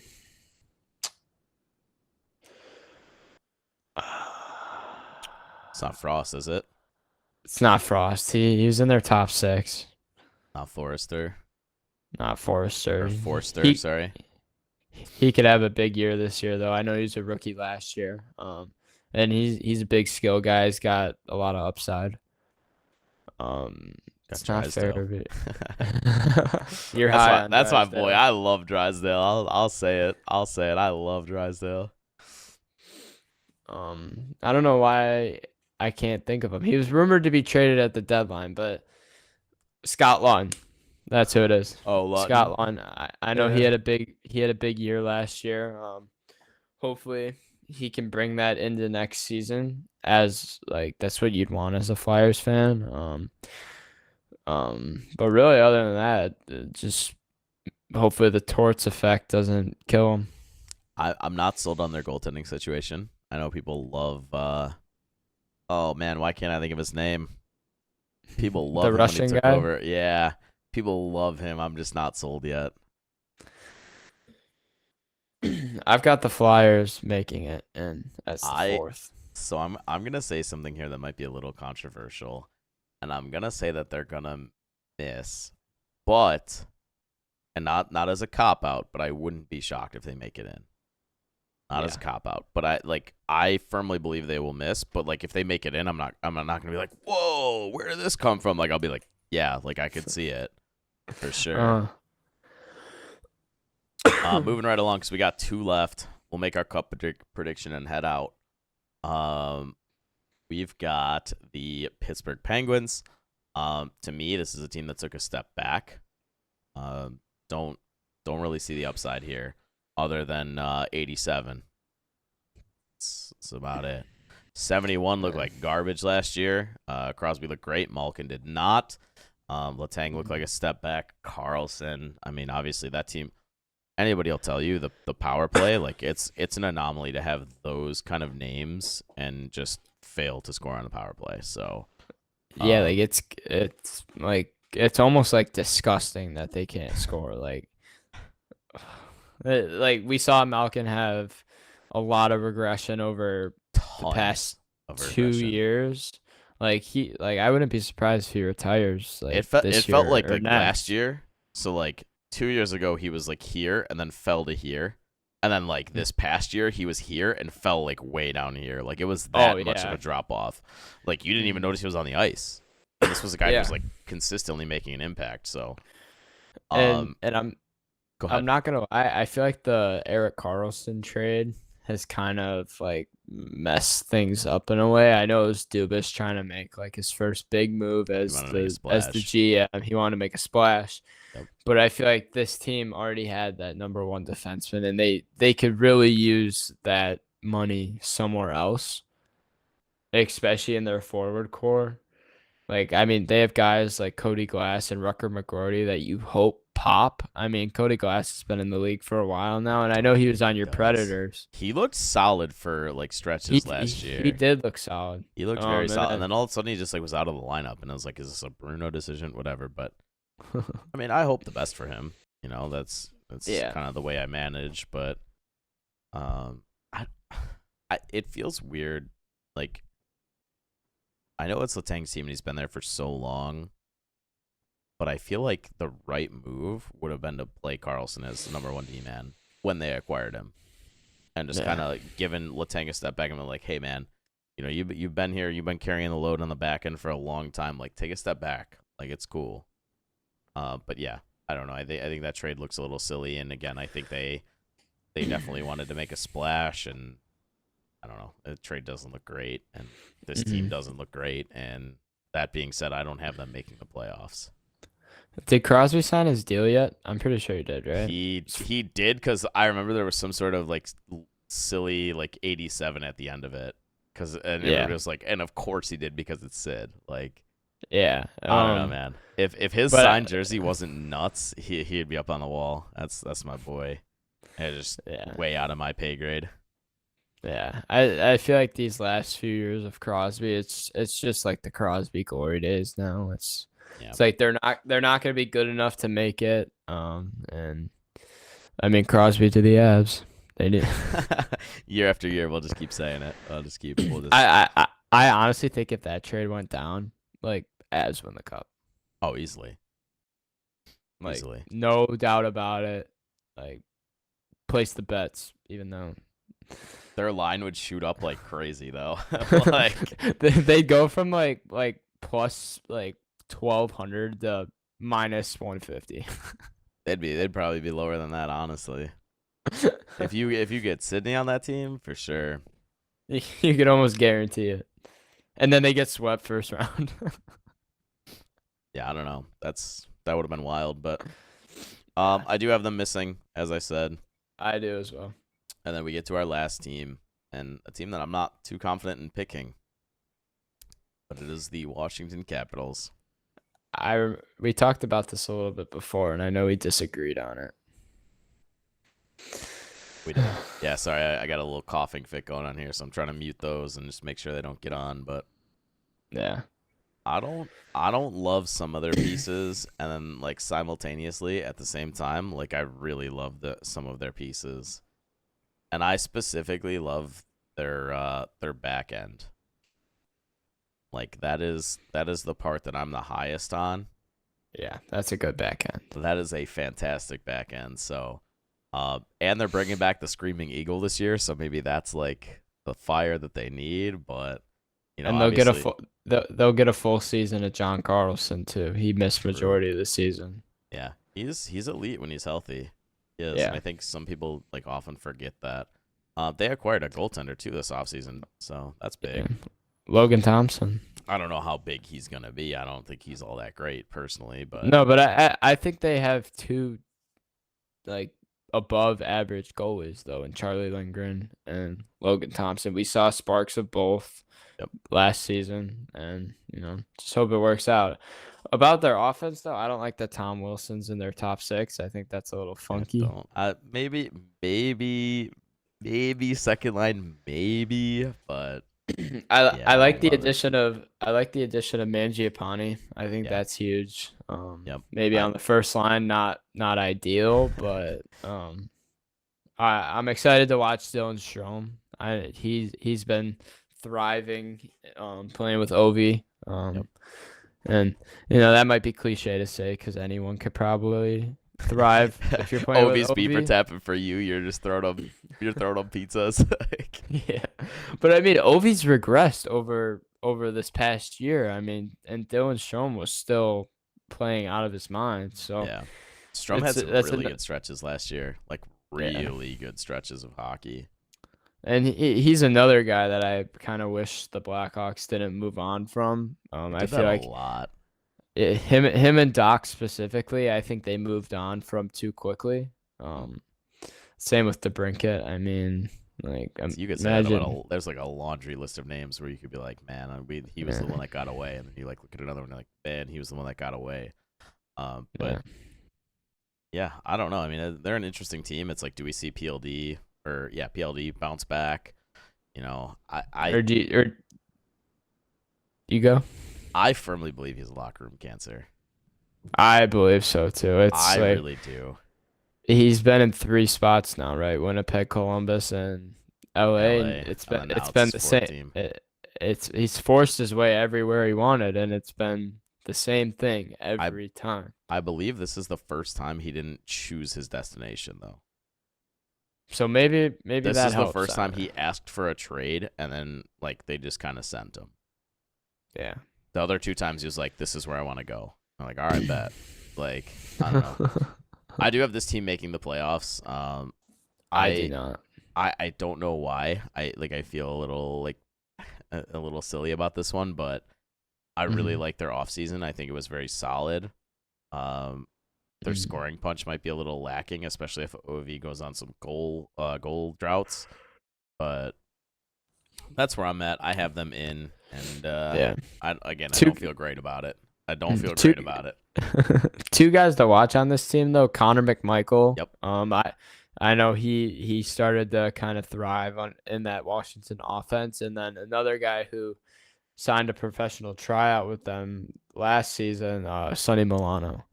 I know he kind of revamped his game and came back and was starting to play how he used to play in Anaheim.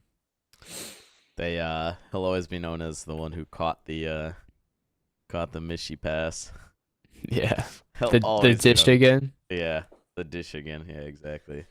So from this division, just real quick, and then we'll wrap it up with our way too early Stanley Cup prediction. Not full playoffs, just the matchup. Yeah. I have Rangers, Devils, Capitals, Hurricanes making the playoffs in the Metro. I have Rangers, Devils, Hurricanes, Flyers. Solid choices all around. And Yep. just really quick before wrapping up, way too early Stanley Cup prediction. Who you got? I thought about this with my boy, so I already got mine. Who's yours? The cup is going to Canada, and it's gonna be between Edmonton and Toronto. I got That's the final. so I've got the Rangers and the Stars. That's my pick right now today. 10-7-24 right here. Any last closing thoughts? Anything you want to shout out real quick? And otherwise, we're wrapping. Wait, it's October 7th, not the 27th. Didn't I say 10-7? No, you said 10/27. 10-7, whatever. I'll leave it in there. I ain't going to edit it out. You guys can call me out on my crap. It's fine. Loser lap, loser Not lap. right now. I'll do it after. You'll have to take a lap when your Preds get knocked out first round. Yes, I don't. Anyway, closing thoughts? Oh, nothing. Just excited for NHL hockey to start tomorrow. Real. Hawks play opening night in Utah, 10 p.m. Eastern start time. I'm going over to my buddies to watch the Panthers and the Bruins. So That's gonna be a good game. he's a big McAvoy guy, so that's what I'm doing. Grabbing some T-Bell, watch this hockey, calling it a night. Right after What's I do my your graduate Taco stuff. Bell order? Where do I start? Anything and everything. The entire menu. I'm a big Crunchwrap Supreme guy. Huge.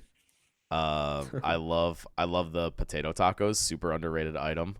If you haven't tried it, try it. Super good. The Cantina chicken lately has been really good. It's really expensive though, so I don't love that. I don't love the cost. The little like the $1 meat quesadillas are good, or they're like $3 now. They used to be $1. They're called stackers. Those are solid. Every once in a while, I'll throw some of those in. The value menu like chicken thing, the chicken like I don't know what it's called, but those are great too. So I just kind of mix up any of those items, and then a Baja Blast, of course, must. Is the Baja Blast good? I've never tried it, but I've heard great things about It's it. only good when you get it from Taco Bell. Like you can buy it in cans, it's not the same. Like way better from Taco Bell for sure. Like, what does it even taste like? Like I Tropical. I don't know. And then another thing is the cinnamon twists. Are those any good? Listen, I'm not huge on them. Like if you get them made right, they're really good. And if you get them made wrong, they're terrible. So It's hit or miss. it's a coin toss. You're like flipping a coin every time you order them. You're like, It's the Nashville Predators. yeah, literally. You never know what you're gonna get out of us. All I know is I'm gonna get my Roman Yossi jersey, so that's what's up. Oh, lame. You already have one. Yeah, you're right, but I need a home. I have the Winter Classic. I thought you had an away one. Yeah, it's the Winter Classic. Oh. My away jersey, my old away jersey, is the Forsberg with the Stanley Cup patch. I remember you had like a rotation of 3 jerseys. You had a weird Nashville one though. Which one? I don't remember. It wasn't like a normal one you think you'd get. It was like you had a Yossi, you had a Forsberg, and I feel like you had another one. I haven't had any other ones than that, so I'm blanking. Then. I've had All-Star game Yossi jerseys. I have his jersey from what was that tournament called? With like Team North America. Oh yeah. Yeah, I have one from that. But I remember it was probably that one. yeah, but other than that, I don't have a third Preds jersey other than like I said, I have the Winter Classic one, but that would have been after.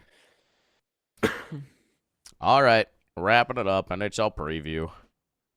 Longest epi in outside the dot history. Longest epi ever. All right, later.